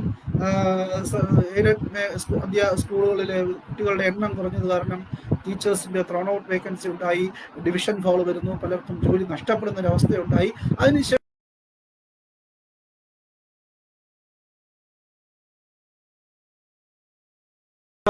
ഇതിനകത്ത് ഒരു സർക്കാരിന്റെ ഒരു കാലത്ത് വന്നൊരു തീരുമാനം എന്ന് പറയുന്നത് ത്രോൺ ഔട്ട് ആയി. ഇതിനെ ത്രോൺ ഔട്ട് വേക്കൻസി എന്നാണ് പറയുന്നത്. കുട്ടികളുടെ ഡിവിഷൻ ഫോൾ കാരണം ത്രോൺ ഔട്ട് ആയി. ഇങ്ങനെ വരുന്ന ടീച്ചർമാരെ എല്ലാം കൂടെ ഇവരെ ഒരു ടീച്ചേഴ്സ് ബാങ്ക് എന്ന് പറയുന്ന ഒരു സംവിധാനത്തിൽ കൊണ്ടുപോകും. ആ ടീച്ചേഴ്സ് ബാങ്ക് എന്ന് പറയുന്ന സംവിധാനത്തിൽ കൊണ്ടുവരികയും ഈ ടീച്ചേഴ്സ് ബാങ്കിൽ അധ്യാപകരെ കൊണ്ടുവരികയും എന്നിട്ട് ഈ ത്രോൺ ഔട്ട് ആയ അല്ലെങ്കിൽ വേക്കൻസി എവിടെയാണോ വേക്കൻസി ഒക്കെ നഷ്ടപ്പെട്ടത് ആ ടീച്ചർമാരാണ് ഇതിൻ്റെ അകത്തുള്ളത്. ഏതെങ്കിലും സ്കൂളുകളിൽ കുട്ടികൾ കൂടുകയോ മറ്റു കാരണങ്ങൾ കൊണ്ടോ അവിടെ വീണ്ടും പോസ്റ്റ് വരികയാണെങ്കിൽ അവിടത്തേക്ക് ഈ ടീച്ചർമാരെ അയക്കും. അതുവരെ അവർ ഇവിടുത്തെ CRC DRC വർക്കുകളൊക്കെയാണ് അവർ ചെയ്യുന്നത്. അതിനോട് കുറേ വർക്കുകളൊക്കെ ഡൈവേർട്ട് ചെയ്ത് കൊടുത്തിട്ടുണ്ട്. അപ്പോൾ അതുകൊണ്ട് ജാമ്യം എടുക്കുന്നതിന് ഒരു സർട്ടിഫിക്കറ്റ് കൂടെ വാങ്ങണം. 97 എന്നൊക്കെ പറഞ്ഞിട്ടുണ്ട്, അതൊക്കെ മാറ്റിയിട്ട് ഒരു സർട്ടിഫിക്കറ്റ് വാങ്ങണം. ആ സർട്ടിഫിക്കറ്റിൽ ഇവർക്കൊരു പെർമനന്റ് വേക്കൻസി ഉണ്ടെന്നും ഇവർക്ക് ശമ്പളം തടസ്സമില്ലാതെ കിട്ടുന്നുവെന്നും ഇവർ ആ ജിയോ ഇത്ര നമ്പർ ജിയോ അനുസരിച്ച് ടീച്ചേഴ്സ് ബാങ്കിൽ ഉൾപ്പെട്ടവരാണെന്നും കാണിച്ചുകൊണ്ടുള്ള ഒരു സർട്ടിഫിക്കറ്റ് സ്കൂൾ മാനേജറോ സ്കൂൾ പ്രിൻസിപ്പളോ HMO ഹെഡ് മാസ്റ്ററോ ഒരു അഡ്മിനിസ്ട്രേറ്ററോ കൊടുത്തു കഴിഞ്ഞാൽ അവരെ നമുക്ക് 31/3/2015 വരെ സർവീസിൽ കയറിയ എയ്ഡഡ് സ്കൂൾ അധ്യാപകരെ ജാമ്യമായി എടുക്കുന്നതിന് നമുക്ക് തടസ്സമില്ല. അതിന് കമ്പനി വ്യക്തമായ സർക്കുലർ ഇറക്കിയിട്ടുണ്ട്. 31 ഈ ഡേറ്റ് ഒന്നും നമ്മളെ മനസ്സിൽ കിട്ടൂല, പെട്ടെന്ന് മറന്നു പോകും. അതുകൊണ്ട് ആ ഡേറ്റ് ഓർമ്മിക്കുക. 31/3/2015 വരെയുള്ളവരെ നമുക്ക് ജാമ്യമായിട്ട് എടുക്കാം, തടസ്സമില്ല. അപ്പോൾ ഇതിൻ്റെ അകത്ത് ആ ഒരു അധ്യാപകരെ ജാമ്യം വന്ന് ചോദിച്ചു കഴിഞ്ഞാൽ നമ്മൾ മറുപടി പറഞ്ഞു കൊടുക്കേണ്ട ഒരു കാര്യം ഇതാണ്. അപ്പോൾ നമ്മൾ കൺഫർമേഷൻ അയച്ചു, ഇതിനിടയിൽ വന്ന് അധ്യാപകരെ ജാമ്യം എടുക്കാമെന്ന് ചോദിച്ചു. അതിനിടയിൽ അടുത്തയാൾ വന്ന് ചോദിച്ചു, സാറേ കോപ്പറേറ്റീവ് ഡിപ്പാർട്ട്മെന്റ് ജാമ്യം എടുക്കാമോ? കോപ്പറേറ്റീവ് ഡിപ്പാർട്ട്മെന്റിൽ എൻ്റെ വീട്ടിൻ്റെ അടുത്തുള്ള ചേട്ടൻ ഇതിൻ്റെ അടുത്ത് സൊസൈറ്റി പോകുന്നു. ആ സൊസൈറ്റി നമുക്ക് ഒരിക്കലും തീരാത്ത സംശയം, ഇപ്പോഴും നിരവധി ബ്രാഞ്ചുകളിൽ നിന്ന് നമുക്ക് ചോദിക്കാം, ഇതെടുക്കാമോ, ആ കോപ്പറേറ്റീവ് സൊസൈറ്റി എടുക്കാമോ, ഈ കോപ്പറേറ്റീവ് സൊസൈറ്റി എടുക്കാമോ? അതിനെ സംബന്ധിച്ച് കമ്പനി 104/2005 139/99 അങ്ങനെയൊക്കെ പഴയ സർക്കുലർ ഇറക്കിയിട്ടുണ്ട്. എന്നാലും അതിൻ്റെ അകത്ത് അനുവർത്തിക്കുന്ന പൊതു നിയമം എന്ന് പറയുന്നത് കോപ്പറേറ്റീവ് ബാങ്കുകളുടെ ജാമ്യം എടുക്കുന്നതിന് ആ കൺസേൺഡ് സൊസൈറ്റികളുടെ കോപ്പറേറ്റീവ് ബാങ്കുകളുടെ ഗ്രേഡേഷൻ വളരെ പ്രധാനമാണ്. ആ ഗ്രേഡേഷൻ അനുസരിച്ചുള്ള സർട്ടിഫിക്കറ്റ് തരണം. അതായത് ഓഡിറ്റ് ഗ്രേഡേഷൻ A അല്ലെങ്കിൽ B അല്ലെങ്കിൽ ക്ലാസ് 2 or 1, ക്ലാസ് 2 അല്ലെങ്കിൽ ക്ലാസ് 1 അല്ലെങ്കിൽ ഓഡിറ്റ് ഗ്രേഡേഷൻ A അല്ലെങ്കിൽ B വരുന്ന സൊസൈറ്റികളെ നമുക്ക് തിരഞ്ഞെടുക്കാം എന്നാണ് നമ്മുടെ നിലവിലുള്ള സർക്കുലർ. ഇപ്പോൾ ആ മേഖലയിലും കുറേ മാറ്റങ്ങളൊക്കെ വന്നിട്ടുണ്ട്. അതനുസരിച്ച് ചിലപ്പോൾ ഇത് സ്വാഭാവികമായിട്ടും കുറച്ചുകൂടെ മാറ്റങ്ങൾ വന്നേക്കാം. എന്നിരുന്നാലും ഈ സൊസൈറ്റിയുടെ ഗ്രേഡേഷൻ അനുസരിച്ചുള്ള ഒരു സർട്ടിഫിക്കറ്റ് കൂടി വാങ്ങിക്കൊണ്ട് മാത്രമേ ഇങ്ങനത്തെ സ്ഥാപനങ്ങളിലെ ജീവനക്കാരെ ജാമ്യമായി എടുക്കാവൂ. അവരുടെ സ്ഥിര നിക്ഷേപം ജാമ്യം എടുക്കുന്ന സമയത്തും ഈ കാര്യം കൂടി നമ്മൾ അതിൻ്റെ അകത്ത് പരിശോധിക്കണം എന്നതാണ് നമുക്ക് പറയേണ്ടത്. അപ്പോൾ നമ്മൾ ഇതിൻ്റെ അകത്ത് ഏറ്റവും പ്രധാനമായിട്ട് ശ്രദ്ധിക്കുന്ന ഉദ്യോഗ ജാമ്യത്തിന് പ്രധാനമായിട്ട് ശ്രദ്ധിക്കുന്ന ഈ കാര്യങ്ങൾ സർവീസും റിക്കവറിയും ഡിഡക്ഷനും ഒക്കെ ഇതുമായി ബന്ധപ്പെട്ട് വരുന്നതാണ്. അപ്പോൾ സ്വാഭാവികമായിട്ടും ഒന്ന് ഈ കാര്യങ്ങളൊന്ന് ഇനീഷ്യൽ ലെവലിൽ പരിശോധിക്കുക. കൺഫർമേഷനെ സംബന്ധിച്ച് ഞാൻ പറഞ്ഞ കാര്യം ഇവിടെ ഒന്ന് രജിസ്റ്റേർഡ് കൺഫർമേഷൻ അല്ലെങ്കിൽ ടെലിഫോണിക് കൺഫർമേഷൻ ആ കാര്യങ്ങൾ കൃത്യമായിട്ട് ചെയ്യുക. ഇത് കഴിഞ്ഞാൽ സാലറി സർട്ടിഫിക്കറ്റ് കൺഫേം ചെയ്ത് കഴിഞ്ഞാൽ നമ്മൾ അടുത്ത കസ്റ്റമർ വന്ന് ചോദിക്കും, സബ്സ്ക്രൈബർ വന്ന് ചോദിക്കും, സാറേ എന്ന് ഒപ്പിടാൻ വരണം. നമ്മൾ അതിൽ വളരെയധികം ദയാപരമായിട്ടൊന്ന് നടപടിയായിരിക്കും നമ്മൾ എടുക്കുക. നമ്മൾ സാറേ എപ്പോഴും വന്നോളൂ, വരുന്ന സമയത്ത് സാറേ ഐഡന്റിറ്റി കാർഡ് നിർബന്ധമാണ്, തിരിച്ചറിയൽ രേഖ ഇല്ലാതെ നമ്മൾ വരിക്കാരനെ ഇപ്പം നമ്മൾ ഒപ്പിടാൻ സമ്മതിക്കരുത്. തിരിച്ചറിയൽ രേഖ വളരെ നിർബന്ധമാണ്. അപ്പോൾ തിരിച്ചറിയൽ രേഖ നിർബന്ധമാണ് എന്ന് പറയുന്നതിന് കാരണമുണ്ട്. കാരണം വരുന്ന സാലറി സർട്ടിഫിക്കറ്റ് തന്നയാളും വന്ന് ഒപ്പിട്ടയാളും ഒന്നാണോ തിരിച്ചറിയണം. അതിൽ നമ്മളൊരു അഭിപ്രായം പറഞ്ഞിരുന്നു. നമ്മുടെ പുതിയ സാലറി സർട്ടിഫിക്കറ്റ് മോഡിഫൈ ചെയ്തപ്പോൾ അതിൻ്റെ അതൊരു ഫോട്ടോ കൂടെ വെച്ചപ്പോൾ പല ബാങ്കുകളുടെയൊക്കെ സർട്ടിഫിക്കറ്റ് നോക്കുമ്പോൾ അതിൻ്റെ അകത്ത് ഫോട്ടോ ഉണ്ട്.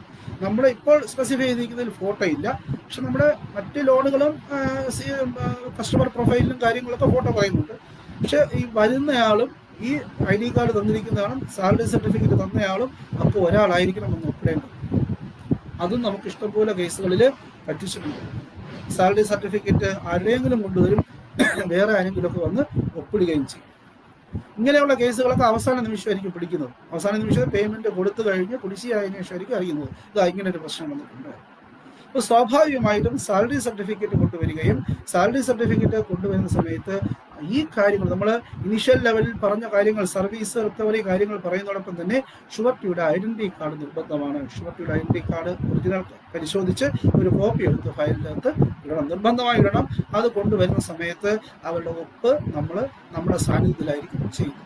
ആ ഒപ്പ് വിറ്റ്നസ് ചെയ്യുന്നത് അസിസ്റ്റന്റ് ഒരു വിറ്റ്നസ് ചെയ്യും, അസിസ്റ്റന്റ് മാനേജർ ഒരു വിറ്റ്നസ് കൂടെ ചെയ്യും.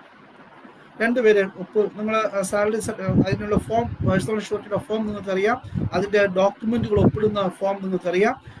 നമുക്കിതിൽ PPT കാണിക്കാൻ ചെറിയൊരു പ്രയാസം ഉള്ളതുകൊണ്ടാണ് കാണിക്കാത്തത്, അല്ലെങ്കിൽ അതുകൂടെ കാണിക്കാമായിരുന്നു. ആ ഒരു ഫോമിൽ നമ്മൾ അതിൻ്റെ അകത്ത് ഉപയോഗിക്കുന്ന ഫോം എന്ന് പറയുന്നത് റെസിപ്റ്റ് എന്ന് എഴുതിയൊരു ഫോമുണ്ട്. ആ റെസിപ്റ്റിൽ റവന്യൂ സ്റ്റാമ്പ് ഒട്ടിച്ച് സൈൻ ചെയ്യുന്നു. റെസിപ്റ്റിൽ നമ്മൾ റവന്യൂ സ്റ്റാമ്പ് ഒട്ടിച്ച് സൈൻ ചെയ്ത് കഴിഞ്ഞാൽ അടുത്ത ഭാഗം എന്ന് പറയുന്നത് അതിൻ്റെ ജാമ്യം ഒപ്പിടുന്ന ഭാഗമാണ്. ആ ജാമ്യം ഒപ്പിടുന്നതും അതിൻ്റെ കണ്ടിന്യൂവേഷൻ ഷീറ്റുമാണ്. ആ റെസിപ്റ്റിൽ റവന്യൂ സ്റ്റാമ്പ് ഒട്ടിച്ച് സബ്സ്ക്രൈബർ അല്ലെങ്കിൽ വരിക്കാരൻ സൈൻ ചെയ്യുന്നു. അതിന്റെ ജാമ്യത്തിന്റെ കണ്ടിന്യൂഷൻ ഫോമില് വരിക്കാരൻ ഒപ്പിന്റെ താഴെ ഷുവർട്ടി തരുന്നുവെങ്കിൽ ഷുവർട്ടി തരുന്നയാളും കൂടെ ഒപ്പിടുന്നു. അതിന്റെ രണ്ടാമത്തെ പേജിലും നിങ്ങൾക്ക് എല്ലാവർക്കും അറിയാമായിരിക്കും, രണ്ടാമത്തെ പേജിലും അതിന്റെ മറുവശത്തുള്ള പേജിലും അത് പൂരിപ്പിച്ച് അത് വരിക്കാരൻ ഒപ്പിടുന്നു. അതിന്റെ കോബ്ലിഗന്റ് ആയിട്ട് ഷുവർട്ടിയും പേരെഴുതി ഒപ്പിടുന്നു. ഇതിനകത്ത് നമ്മൾ ശ്രദ്ധിക്കേണ്ട കാര്യങ്ങൾ, ഒന്ന് റെസിപ്റ്റ് പൂരിപ്പിക്കുക. പലപ്പോഴും നമ്മൾ പൂരിപ്പിച്ച് വെക്കാത്തൊരു സാധനമാണ് റെസിപ്റ്റ്. നമ്മൾ ആപ്ലിക്കേഷൻ ഫോം പൂരിപ്പിക്കുക എന്ന് പറയുന്നത് വളരെ പ്രയാസകരമാണ്. നമ്മുടെ കോടതിയിലൊക്കെ ജഡ്ജി നമ്മുടെ ഫോമിനെയൊക്കെ എടുത്ത് പൊക്കി കാണിച്ചതാ, ഇതാണോ നിങ്ങളുടെ ഫോം എന്നൊക്കെ ചോദിച്ച് നമ്മളെ പരിഹസിച്ചിട്ടുണ്ട്. അത് ഒരു കാര്യവും നമ്മൾ പൂരിപ്പിച്ച് വെക്കില്ല. നിങ്ങളുടെ ബ്രാഞ്ചിൽ തന്നെ ഒന്ന് പരിശോധിച്ച് നോക്കി, നമ്മൾ എത്ര ഫോം പൂരിപ്പിച്ചാണ് വയ്ക്കുന്നത് നോക്കി. പലപ്പോഴും നമുക്ക് ഏത് ഫോമാണ് ഉപയോഗിക്കണമെന്ന് പോലും നമുക്ക് ശ്രദ്ധ കിട്ടുന്നില്ല. അപ്പൊ ഈ റെസിപ്റ്റ് പൂരിപ്പിക്കുക, ആ ഷുവർട്ടിയുടെ പേരും വിലാസവും വരുന്ന ഭാഗം പൂരിപ്പിക്കുക. അതിൻ്റെ അകത്ത് അതിൻ്റെ കണ്ടിന്യൂഷൻ ആയിട്ട് ചിട്ടി, ഇന്ന ബ്രാഞ്ചിൽ ഇന്ന ചിട്ടി ഉണ്ടെന്നും ഇത്ര നമ്പർ ചിറ്റാളിനാണെന്നും ഈ ചിട്ടി ഇത്രാം തീയതി ഓപ്ഷൻ ആയെന്നും അതിൽ ഇത്ര രൂപ ഫോർമാൻസ് കമ്മീഷൻ പോയെന്നും അതിൽ ഇത്ര രൂപ ഓപ്ഷൻ ഡിസ്കൗണ്ട് പോയെന്നും അതിൽ ബാലൻസ് ഇത്ര രൂപയാണ് പ്രൈസ് മണി ആയിട്ടുള്ളതെന്നും വാങ്ങിക്കുന്നുവെന്നും ഈ ചിട്ടിയിൽ ഇനി ഇത്ര രൂപ അടയാനുണ്ടെന്നും ഇതിലേക്കായിട്ട് ഞാനും എൻ്റെതായി തരുന്ന ആളും ജാമ്യമാണെന്നും ഞങ്ങൾ ജോയിൻലി ആൻഡ് സെവറലി ഇതിനെല്ലാം ഉത്തരവാദിയാണെന്നും ഏതെങ്കിലും മുടക്കം വന്നു കഴിഞ്ഞാൽ ഞങ്ങൾ ഇത് പിടിക്കണമെന്നും കാണിച്ചുകൊണ്ടാണ് ആ ഷുവർട്ടി ഫോമിൽ സെക്യൂരിറ്റി ബോണ്ട് ഫോമിൽ ഇരുന്നത്. ഒന്ന് വായിച്ചു നോക്കിയാൽ നന്നായിരിക്കും. ആ റെസിപ്റ്റിലും വേറൊന്നുമില്ല. ആ റെസിപ്റ്റിൽ വരിക്കാരന്റെ പേരും ചേർന്ന ചിട്ടിയും ചിട്ടാൾ നമ്പരും പിടിച്ച തീയതിയും ആ എമൗണ്ടും ആണ് എഴുതുന്നത്. ഇത്ര രൂപയുടെ റെസിപ്റ്റ് എന്നാണ് എഴുതുന്നത്, ചിട്ടി തുകയാണ് അവിടെ എഴുതുന്നത്, പ്രൈസ് മണി അല്ല. ദിസ് റെസിപ്റ്റ് എന്ന് പറയുന്നത് ഇത്ര രൂപ ചിട്ടി തുക അവിടെ എഴുതുക. എഴുതി റെസിപ്റ്റ് ഒപ്പിട്ട് റവന്യൂ സ്റ്റാമ്പ് ഒട്ടിച്ച് സൈൻ ചെയ്യുക. അടുത്ത രണ്ടാമത്തെ സെക്യൂരിറ്റി ബോണ്ടിൽ ജാമ്യക്കാരന്റെയും ഷുവർട്ടികളുടെയും പേരെഴുതുക. അവർ ഒപ്പിടേണ്ട സ്ഥലത്ത് ഒപ്പിടിപ്പിക്കുക. കണ്ടിന്യൂഷൻ ഷീറ്റിൽ പൂരിപ്പിക്കേണ്ട ഭാഗങ്ങൾ പൂരിപ്പിക്കുക. മറുവശത്ത് വരിക്കാരനും ഷുവർട്ടിയും സൈൻ ചെയ്യുക. രണ്ടുപേരും വിറ്റ്നസ് ചെയ്യുക. ഇതിന്റെ അകത്തൊരു ഫുൾ പലപ്പോഴും നമ്മളിത് പല കാരണങ്ങൾ കൊണ്ട് നമ്മൾ ശ്രദ്ധിക്കാതെ പോകുന്നതാണ്. ഇത് നമ്മൾ ഭംഗിയായിട്ട് നോക്കി അത് പൂരിപ്പിച്ച് റെഡിയാക്കി എടുക്കേണ്ട ഒരു സാധനമാണ് ഈ പേഴ്സണൽ ഷുവർട്ടി ഫോം എന്ന് പറയുന്നത്. തീർച്ചയായിട്ടും ഈ പേഴ്സണൽ ഷുവർട്ടി പോലെ തന്നെ വളരെ പ്രധാനപ്പെട്ട ഇതിനകത്ത് ഇത്രയും കാര്യങ്ങൾ അതിൻ്റെ അകത്ത് നമുക്ക് ശ്രദ്ധിക്കണം. ഷുവർട്ടി ലിമിറ്റും കാര്യങ്ങളൊക്കെയാണ് ഞാൻ പറഞ്ഞത്. ഇത് അതുപോലെ തന്നെ വളരെ പ്രധാനപ്പെട്ട ഒരു ഫോമാണ് ഗോൾഡ് സെക്യൂരിറ്റി. സ്വർണം. ഇപ്പോൾ നമ്മുടെ ബ്രാഞ്ചിൽ നിരവധി ആളുകൾ സ്വർണം ജാമ്യമായി അയക്കാറുണ്ട്. സ്വർണ്ണ ജാമ്യം വയ്ക്കുന്നതിന് വളരെ പ്രയാസമൊന്നുമില്ല, വളരെ എളുപ്പവുമാണ്. വളരെ ഇത്രയും വലിയ കൺഫർമേഷനും കാര്യങ്ങളൊന്നും വേണ്ട. പക്ഷെ കൊണ്ടുവരുന്നത് സ്വർണ്ണമായിരിക്കണം എന്നതാണ് ഏറ്റവും പ്രധാനപ്പെട്ട ഒരു കാര്യം എന്ന് പറയുന്നത്.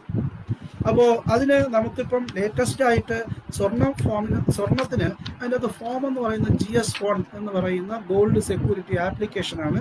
ഒന്ന് GS1ഉം പിന്നെ അതിൻ്റെ പ്ലഡ്ജ് എഗ്രിമെന്റ് GS2 ലോണുകൾക്കാണെങ്കിൽ അത് മുദ്രപത്രത്തിലായിരിക്കും അടിക്കുന്നത്, ചിട്ടിക്കാണെങ്കിൽ വൈറ്റ് പേപ്പറിൽ. അപ്പോൾ GS1ഉം GS2ഉം വളരെ രണ്ട് ഫോമേ അതിൻ്റെ അകത്ത് ഉള്ളൂ. അപ്പോൾ സ്വർണം ആണ് ജാമ്യമെന്ന് കാണിച്ചുകൊണ്ട് അയാൾ റിക്വസ്റ്റ് തരികയും ആ റിക്വസ്റ്റ് നമ്മൾ വാങ്ങിച്ച് പൂരിപ്പിച്ചൊക്കെ വയ്ക്കുകയും അത് നമ്മൾ എല്ലാം സ്വർണം ആണ് എന്നുള്ളത് ആ അപ്രൈസറെ കൊണ്ട് അതിൻ്റെ അകത്ത് പൂരിപ്പിച്ച് അയാളെ കൊണ്ട് തൂക്കമൊക്കെ എഴുതിപ്പിച്ച് അത് അപ്രൈസറുടെ ഇതൊക്കെ ചെയ്ത് മറുവശത്ത് വരിക്കാരൻ്റെ ഒപ്പൊക്കെ വെച്ച് നോമിനി കാര്യങ്ങളൊക്കെ വെച്ച് എല്ലാം പൂരിപ്പിച്ചെടുക്കുന്നു. ഇത്ര രൂപ മാർക്കറ്റ് വാല്യൂ, ഇത്ര ഗ്രാം സ്വർണ്ണമുണ്ട്, അതെല്ലാം അതിൻ്റെ സ്വർണ്ണ ആ വ്യവസ്ഥയ്ക്ക് അനുസരിച്ചുള്ള കാര്യങ്ങൾ നമ്മൾ അതിൻ്റെ അകത്ത് കൃത്യമായിട്ട് പൂരിപ്പിക്കുന്നു. അത് അപ്രൈസറുടെ കൂടെ ഒരു സഹായത്തോടു കൂടിയായിരിക്കും ആ കാര്യങ്ങളൊക്കെ ചെയ്യാം. അപ്പോൾ GS1 എന്ന് പറയുന്ന ഫോമിൽ അതിലും എല്ലാ കാര്യങ്ങളും കൃത്യമായിട്ട് പൂരിപ്പിക്കണം. ഒരു കാര്യവും പൂരിപ്പിക്കാതെ വിടരുത്. ഒപ്പിടേണ്ട സ്ഥലങ്ങളിൽ ഒപ്പിടിപ്പിക്കുക. ഇപ്പോൾ ഇതിനെ സംബന്ധിച്ച് നമുക്ക് 46/2020 എന്ന് പറയുന്ന ലേറ്റസ്റ്റ് ആയിട്ടുള്ള സർക്കുലർ നിലവിലുണ്ട്. 46/2000 പുതിയ സർക്കുലർ ആയതുകൊണ്ട് തന്നെ നിങ്ങൾക്ക് ബ്രാഞ്ചിൽ പോയി കണ്ടുപിടിക്കാനും പ്രയാസമില്ല. അത് 7/8/2020 മുതൽ പ്രാബല്യത്തിൽ വന്നതാണ്. സ്വർണ്ണ ജാമ്യമായിട്ട് എടുക്കുന്ന സമയത്ത് സ്വീകരിക്കേണ്ട നൽകുന്ന വില, അതായത് മാർക്കറ്റ് വിലയുടെ 80% വരെ നമുക്ക് ജാമ്യമായിട്ട് എടുക്കാം. അന്ന് ഈ സർക്കുലർ ഇറങ്ങിയ സമയത്ത് അത് 3000, 3250, മാക്സിമം 916 ആയിരുന്നെങ്കിൽ 4000 രൂപ വരെ നമുക്ക് ജാമ്യമായിട്ട് എടുക്കാം. സ്വർണ്ണാഭരണങ്ങൾ ജാമ്യമായി സ്വീകരിക്കുമ്പോൾ ഈടാക്കേണ്ട വില ഇത്രയാണ്, നൽകേണ്ട വില എന്നുള്ളത് രീതിയിൽ 80% ഓഫ് മാർക്കറ്റ് വാല്യൂ ആണെന്നൊക്കെ പറഞ്ഞുകൊണ്ട് 46/2020 എന്നൊരു സർക്കുലർ കമ്പനി ഇറക്കിയിട്ടുണ്ട്. അതുകൊണ്ട് സ്വാഭാവികമായിട്ടും അതും കൂടെ ഒന്ന് വായിച്ച് പഠിക്കേണ്ടതാണ്. അപ്പോൾ സ്വർണം സംബന്ധിച്ച് നമ്മൾ ശ്രദ്ധിക്കേണ്ടത് ആ സ്വർണത്തിൻ്റെ ആ വില നിശ്ചയിച്ച് അതിനനുസരിച്ചുള്ള ലയബിലിറ്റിയാണ് ഇതിൻ്റെ അകത്ത് വരിക. അതാണ് GS1 GS2. GS2 ആണ് നമ്മൾ അതിൻ്റെ പ്ലഡ്ജ് എഗ്രിമെൻ്റ് എന്ന് പറയുന്നത്. ആ പ്ലഡ്ജ് എഗ്രിമെൻ്റ് കൃത്യമായിട്ടും പൂരിപ്പിച്ച് വെക്കുക, അതാണ് ഇതിൻ്റെ അകത്തുള്ളത്.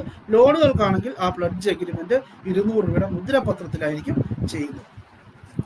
ഇനി ഇതോടൊപ്പം തന്നെ അതിനുകൊണ്ട് പക്ഷേ ധാരാളം സ്വർണം വരുന്നത് കൊണ്ട് തന്നെ ഗോൾഡ് സെക്യൂരിറ്റി ഒരു പ്രധാനപ്പെട്ട സെക്യൂരിറ്റി ആയിട്ട് നമ്മൾ പരിഗണിക്കുന്നതല്ല, ധാരാളം ബ്രാഞ്ചുകളിൽ അത് വരികയും ചെയ്യുന്നു. അതുപോലെ തന്നെയാണ് ഇൻഷുറൻസ് പോളിസികൾ. ഈ അടുത്ത കാലത്തും കമ്പനി ഒരു സർക്കുലർ ഇറക്കി. നമുക്ക് തന്നെ അറിയില്ല ഏതൊക്കെ ഇൻഷുറൻസ് കമ്പനികളുടെ ജാമ്യം എടുക്കും, ഏതൊക്കെ ഇൻഷുറൻസ് കമ്പനികളുടെ ജാമ്യം എടുക്കില്ല എന്നറിയില്ല. അതിൻ്റെ കണക്കും കാര്യങ്ങളൊക്കെ രണ്ടാവും. പക്ഷെ പലപ്പോഴും ആളുകൾ വന്ന് ചോദിക്കുമ്പോഴാണ് നമ്മളിത് അറിയുന്നത് ഏത് ജാമ്യം എടുക്കും. ഞാൻ പറയാം, ലൈഫ് ഇൻഷുറൻസ് കോർപ്പറേഷന്റെ ഇൻഷുറൻസ് പോളിസികൾ നമ്മൾ എടുക്കും, പോസ്റ്റൽ ലൈഫ് ഇൻഷുറൻസ് പോളിസികൾ എടുക്കും. അപ്പോൾ ലൈഫ് ഇൻഷുറൻസ് കോർപ്പറേഷൻ്റെ എടുക്കും, പോസ്റ്റൽ ലൈഫ് ഇൻഷുറൻസ് എടുക്കും. ഇതിന് പുറമെ IRDA insurance regulatory development authority IRDA അംഗീകാരമുള്ളതും ഇന്ത്യയിൽ ഇൻഷുറൻസ് ബിസിനസ് ചെയ്യാൻ അധികാരം കൊടുത്തിട്ടുള്ളതുമായ ഇൻഷുറൻസ് കമ്പനികൾ അവരുടെ പോളിസികൾ KSFEക്ക് അസൈൻ ചെയ്ത് തരുന്നെങ്കിൽ നമ്മൾ അവരുടെ ജാമ്യവും എടുക്കും. അവരുടെ ഇൻഷുറൻസ് പോളിസികൾ ജാമ്യമായിരിക്കും. ടാറ്റ AIA SBI ലൈഫോ HDFC ലൈഫൊക്കെ നമുക്ക് അസൈൻ ചെയ്ത് തരും. അതിന്റെ പ്രൊസീജിയർ അവർക്ക് പ്രത്യേക ഒരു പ്രൊസീജിയറുണ്ട്, അതനുസരിച്ച് അവർ ചെയ്തു തരും. അതനുസരിച്ച് നമ്മൾ ഈടായിട്ട് കൊടുക്കും. അപ്പോൾ LIC ഓഫ് ഇന്ത്യ പൊതുമേഖലാ സ്ഥാപനം ലൈഫ് ഇൻഷുറൻസ് കോർപ്പറേഷന്റെ പോളിസികൾ എടുക്കും. 2 പോസ്റ്റൽ ലൈഫ് ഇൻഷുറൻസ് എടുക്കും. പോസ്റ്റൽ ലൈഫ് ഇൻഷുറൻസ് ജാമ്യമായി എടുക്കും, സംശയം വേണ്ട. അതുപോലെ IRDA അംഗീകാരവും ഇന്ത്യയിൽ ഇൻഷുറൻസ് ബിസിനസ് ചെയ്യാൻ പെർമിഷനും കൊടുത്തിട്ടുള്ള KSFEക്ക് പോളിസി അസൈൻ ചെയ്തു തരുന്നതുമായ ഇൻഷുറൻസ് കമ്പനികളുടെ ജാമ്യം നമുക്ക്. ഈ അടുത്ത കാലത്ത് ഒരു 6 മാസമായി തോന്നുന്നു നമ്മുടെ മാനേജിംഗ് ഡയറക്ടർ അത് വീണ്ടും ഓർമ്മിപ്പിച്ചുകൊണ്ട് നമ്മൾ ഇറക്കി. പലയിടത്തുനിന്നും ഇങ്ങനെ മറ്റ് കമ്പനികളുടെ പോളിസികൾ എടുക്കുന്നില്ല, റിജക്റ്റ് ചെയ്ത് വിടുന്നു, നമ്മൾ കസ്റ്റമർ ഫ്രണ്ട്ലി ആകണം, ഇത് നമുക്ക് എടുക്കാവുന്നതാണ്, അതുകൊണ്ട് അങ്ങനെ തന്നെ പെരുമാറണം എന്നൊക്കെ നമ്മൾ ഉപദേശിച്ചുകൊണ്ട് MD സർക്കുലർ ഇറക്കിയിട്ടുണ്ട്. അപ്പോൾ ഇൻഷുറൻസ് പോളിസികൾ നമ്മൾ ജാമ്യമായി എടുക്കും. ഇൻഷുറൻസ് പോളിസികളുടെ എന്ത് ജാമ്യമായി എടുക്കുക? ചിലപ്പോൾ ആളുകൾ വന്ന് പറയാറുണ്ട്, സാറേ ഞാൻ 5 ലക്ഷത്തിന് ചിട്ടി പിടിച്ചു, എനിക്ക് 5 ലക്ഷത്തിന്റെ പോളിസി ഉണ്ട് സാർ എന്ന് പറയും. ചിലപ്പോൾ നമ്മൾ വിചാരിക്കും 5 ലക്ഷത്തിന്റെ സറണ്ടർ വാല്യൂ ആണെന്ന്. പക്ഷെ 5 ലക്ഷം രൂപയുടെ സം അഷ്യൂർഡ് ആയിരിക്കും അദ്ദേഹം പറയുന്നത്. അതുകൊണ്ട് നമ്മളത് നോക്കരുത്. നമ്മൾ കൃത്യമായിട്ടും അവരോട് പറയുക, സാർ ഈ പോളിസിയുടെ സറണ്ടർ വാല്യൂ സർട്ടിഫിക്കറ്റ് കൊണ്ടുവരണം. ഈ സറണ്ടർ വാല്യൂ സർട്ടിഫിക്കറ്റ് ആണ് ഇതിൻ്റെ അകത്ത് ജാമ്യം സ്വീകരിക്കുന്നതിന്റെ നിർണായകമായ ഘടകം. നിങ്ങൾ പുതിയ ആളുകൾ വന്ന് നമ്മളോട് ചോദിക്കും, ഇൻഷുറൻസ് പോളിസി സർട്ടിഫിക്കറ്റ് എടുക്കുമോ? എടുക്കും സാർ, ഇന്ന കാര്യങ്ങളുള്ള സർട്ടിഫിക്കറ്റ് എടുക്കും. എന്താണ് നിങ്ങൾ അതിൻ്റെ അകത്ത് എടുക്കുന്നത്? പോളിസിയുടെ തുകയാണോ സറണ്ടർ വാല്യൂ ആണോ? നമ്മൾ സറണ്ടർ വാല്യൂ ആണ് സാർ ജാമ്യമായി എടുക്കുന്നത് എങ്കിൽ അദ്ദേഹം ഒരു പോളിസി സർട്ടിഫിക്കറ്റും ഒറിജിനൽ പോളിസി സർട്ടിഫിക്കറ്റും സറണ്ടർ വാല്യൂ സർട്ടിഫിക്കറ്റുമായി നമ്മളെ സമീപിക്കുന്നു. ചിട്ടി പിടിച്ചയാൾ വളരെ എളുപ്പമായിട്ടൊരു കാര്യമാണ്, വളരെ നിസ്സാരമായി നമുക്ക് ചെയ്യാവുന്നതുമാണ്. ഇൻഷുറൻസ് പോളിസിയും സറണ്ടർ വാല്യൂ സർട്ടിഫിക്കറ്റുമായി ഒരു വരിക്കാരൻ നമ്മളെ സമീപിച്ചു കഴിഞ്ഞാൽ തീർച്ചയായിട്ടും അദ്ദേഹത്തിനോട് നമ്മൾ ഇതെല്ലാം ഒന്ന് വാങ്ങി നോക്കും. ഈ പറഞ്ഞിരിക്കുന്ന കാര്യങ്ങളൊക്കെ ശരിയാണോ നോക്കും. ഈ പറഞ്ഞിരിക്കുന്ന സറണ്ടർ വാല്യൂവും ഫ്യൂച്ചർ ലൈബിലിറ്റി ആയിട്ട് കമ്പയർ ചെയ്ത് നോക്കും. 2 ലക്ഷം രൂപയുടെ ചിട്ടിയാണ്, ഫ്യൂച്ചർ ലൈബിലിറ്റി 1,60,000 രൂപയാണ്. ഈ 1 ലക്ഷത്തി തന്നെ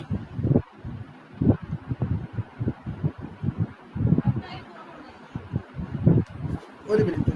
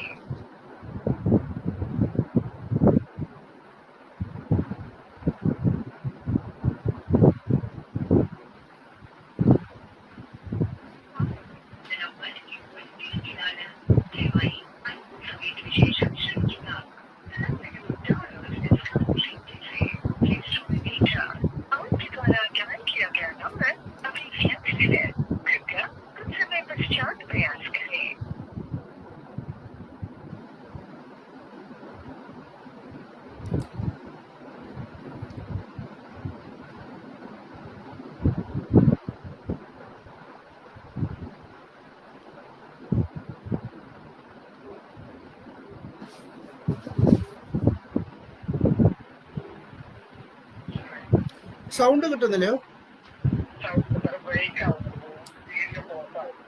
തന്നെയോ? എന്തായാലും എന്ത് നമുക്കത് ചെയ്യാൻ പറ്റുമോ? ഒന്നുകൂടെ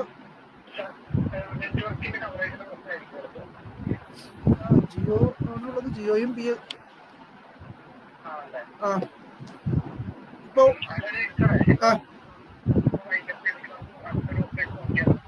നോക്കാം. എത്ര സമയമായി തുടങ്ങിയിട്ട്? എനിക്ക് കമന്റുകളൊന്നും കാണാൻ കഴിയുന്നില്ല.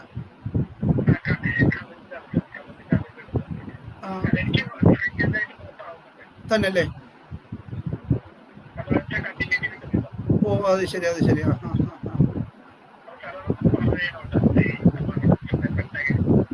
ഞാൻ പറയാം. എന്തിനാ അങ്ങനെ വൈൻഡപ്പ് ചെയ്യണോ? ഒന്നുകൂടെ നോക്കാം അല്ലേ? ഓക്കെ. നമ്മുടെ സൗണ്ടിന് ഒരു പ്രശ്നമുണ്ടെന്നുള്ളതാണ് ഇപ്പോൾ റിപ്പോർട്ട് ചെയ്തിരിക്കുന്നത്. എന്താണ് എനിക്കറിയാൻ വയ്യ. എന്തായാലും ഈ ഇരിക്കുന്ന കാര്യങ്ങൾ പറഞ്ഞിട്ട് നമുക്കൊന്ന് അവസാനിപ്പിക്കാം. ഒന്ന് എന്ന് പറയുന്നത് നമ്മുടെ പറഞ്ഞുകൊണ്ട് വന്നത് ഇൻഷുറൻസ് പോളിസിയുടെ കാര്യമാണ്. ആ ഇൻഷുറൻസ് പോളിസിയുടെ സറണ്ടർ വാല്യൂ സർട്ടിഫിക്കറ്റിലെ എമൗണ്ട് ആണ് നമുക്ക് ജാമ്യമായി കിടക്കുന്നത്. ഇതിൻ്റെ അകത്ത് നമ്മുടെ ഭാഗത്തു നിന്ന് ചെയ്യേണ്ട ഒരു ജോലി എന്ന് പറയുന്നത് പോളിസി അസൈൻ ചെയ്യിക്കുക എന്നതാണ് ഏറ്റവും പ്രധാനപ്പെട്ട ഒരു കാര്യം. പോളിസി അസൈൻ ചെയ്യിപ്പിക്കുക. പോളിസി അസൈൻ ചെയ്യുന്നതിന് എന്താണ് കാര്യം? പോളിസി അസൈൻ ചെയ്തതിന് ഉപയോഗിക്കുന്ന ഫോംസ് ഏതൊക്കെയാണ്? ഇതിനകത്ത് ഉപയോഗിക്കുന്ന ഫോംസ് എന്ന് പറയുന്നത് INS 1, 2, 3, 4, 5 നമ്മുടെ ശാഖകളിലുള്ളതാണ്. INS 1, 2, 3, 4, 5 5 ഫോമാണ് ഇതിനകത്തുള്ളത്. ഈ 5 ഫോമുകളും പൂരിപ്പിച്ച് നമ്മൾ ഒന്ന് INS 1 പോളിസി ഹോൾഡർ സൈൻ ചെയ്ത ഒരു ഫോം കൊണ്ടുവരും. ഞാൻ ഇങ്ങനെ ഒരു പോളിസി ജാമ്യമായി വയ്ക്കുന്നു, ഇതിന്റെ അസൈൻമെന്റ് രജിസ്റ്റർ ചെയ്യണം എന്നതാണ് ഏറ്റവും പ്രധാനം. 2, ഈ അസൈൻമെന്റ് രജിസ്റ്റർ ചെയ്യുന്ന ഫോമാണ്, ഫോം ഓഫ് അസൈൻമെന്റ് ആണ്, ലെറ്റർ ഓഫ് അസൈൻമെന്റ് ആണ് INS 2 എന്ന് പറയുന്നത്. INS 2 പോളിസി ഹോൾഡർ സൈൻ ചെയ്ത് ബ്രാഞ്ചിലെ അസിസ്റ്റന്റ് മാനേജരോ അല്ലെങ്കിൽ 2 പേർ, 2 സ്ഥിര ഉദ്യോഗസ്ഥർ അത് കൗണ്ടർ സൈൻ ചെയ്ത് വിറ്റ്നസ് ചെയ്തായിരിക്കും കൊടുക്കുക. INS 3 ഉം 4 എന്ന് പറയുന്നത്, ഒന്ന് എന്ന് പറയുന്നത് ബ്രാഞ്ച് മാനേജർ LICയോട് ഇൻഷുറൻസ് കമ്പനിയോട് ആവശ്യപ്പെടുകയാണ്, നിങ്ങൾ ഈ പോളിസിയെ ഒന്ന് അസൈൻ ചെയ്യണം. 4 പറയുന്നു മുടങ്ങാതെ ഇദ്ദേഹത്തിന് പ്രീമിയം നോട്ടീസ് അയച്ചു കൊടുക്കണം, മുടങ്ങാതെ പ്രീമിയം അടയ്ക്കുന്നത്. ഇതൊക്കെ നമ്മൾ നേരത്തെ തന്നെ ഉള്ള കാര്യങ്ങളാണ്. ഇതോടൊപ്പം തന്നെ INS 5 എന്ന് പറയുന്ന ഒരു ഫോം കൂടെ ഇന്റൻഷനുള്ള. അപ്പോൾ INS 1, 2, 3, 4, 5 5 ഫോമാണ് ഇതിനകത്ത് നമ്മൾ ഉപയോഗിക്കുന്നത്. ഈ ഫോമിൽ INS 1 ഉം 2 ഉം ഒറിജിനൽ പോളിസിയും 3 ഉം 4 ഉം 5 കൊടുത്തയക്കേണ്ട കാര്യമില്ല. INS 1 ഉം 2, 3, 4 ഈ ഒറിജിനൽ പോളിസിയുമായിട്ട് സറണ്ടർ വാല്യൂ സർട്ടിഫിക്കറ്റുമായിട്ട് ഇൻഷുറൻസ് കമ്പനിയിലേക്ക് നമ്മളത് അസൈൻമെന്റിന് വേണ്ടി അയക്കും. അസൈൻമെന്റ് ചെയ്തു കഴിഞ്ഞാൽ ഇത് തിരിച്ച് നമ്മുടെ ശാഖയിലേക്ക് വരുന്നു. അസൈൻമെന്റ് ചെയ്തു കഴിഞ്ഞാൽ നമുക്ക് ഇൻഡഞ്ചറിൽ പോളിസി ഹോൾഡറെയും സബ്സ്ക്രൈബറെയും ഒപ്പിടിപ്പിച്ചിട്ട് നമുക്ക് പേയ്മെന്റ് ചെയ്യാം. ഇൻഷുറൻസ് പോളിസി ജാമ്യമായിരിക്കുന്ന കേസുകളിൽ പോളിസി തീർന്ന് ജാമ്യം ക്ലോസ് ചെയ്ത് കഴിഞ്ഞാൽ ആ പോളിസിയെ റീഅസൈൻ ചെയ്യുക എന്നതാണ് ഏറ്റവും പ്രധാനപ്പെട്ട ഒരു പോയിന്റ്. റീഅസൈൻ ചെയ്യുക എന്നതാണ്. ഓക്കെ, അപ്പോൾ ഇതാണ് ഇൻഷുറൻസ് പോളിസിയുമായി ബന്ധപ്പെട്ട ഒരു കാര്യം. നമ്മുടെ സൗണ്ട് എന്തോ ഒരു ഇഷ്യൂ പറഞ്ഞിരിക്കുന്നത് കാരണം നമുക്കൊന്ന് മുന്നോട്ട് പോകാൻ കഴിയുന്നില്ലെന്നാണ് എനിക്ക് തോന്നുന്നത്. നമുക്ക് അങ്ങനെയാണെങ്കിൽ ഈ ക്ലാസ്സിന്റെ ഒരു ബാക്കി തീർന്നിട്ടില്ല. ഇനി നമുക്ക് LIC ബാങ്ക് ഗ്യാരണ്ടിയും ഫിക്സഡ് ഡിപ്പോസിറ്റും NSC ഒക്കെ ഉണ്ട്. അതിനെ സംബന്ധിച്ചുള്ള ക്ലാസ്സുകൾ നമുക്ക് ചെയ്തൊരു ചിലപ്പോൾ നെറ്റ്വർക്ക് ഇഷ്യൂസ് ഒക്കെ ഉണ്ടാകാം. സ്വാഭാവികമായിട്ട് എനിക്കത് കാണാനും പറ്റുന്നില്ല. ഞാൻ നിങ്ങളെല്ലാം നന്നായിട്ട് കേൾക്കുന്നു എന്ന രീതിയിലാണ് ഞാനിത് പറഞ്ഞുകൊണ്ടിരുന്നത്. പക്ഷെ ഇപ്പോൾ ഒരു ഫീഡ്ബാക്ക് വന്നിരിക്കുന്നത് കേൾക്കാൻ പറ്റുന്നില്ല. എനിവേ ഇത്രയും നേരം കേട്ടവർക്കും ഇത്രയും സഹിച്ചിരുന്നവർക്കും എല്ലാവർക്കും നന്ദി പറയുന്നു. നമുക്ക് ഇതിൻ്റെ ബാക്കി അടുത്ത ഒരു ദിവസം തന്നെ ഇതിൻ്റെ ബാക്കി ഒരു ലൈവ് ഇടാം. നെറ്റ്വർക്ക് ഇഷ്യൂ ആണ്, ചില സമയത്ത് ഇതൊക്കെ സംഭവിക്കും. കുഴപ്പമില്ല, നമുക്കത് പരിഹരിച്ചെടുക്കാവുന്നതേ ഉള്ളൂ. ഇതോടൊപ്പം തന്നെ എല്ലാവർക്കും ഒരിക്കൽ കൂടി നന്ദി പറഞ്ഞുകൊണ്ട് ഞാൻ നിർത്തുന്നു.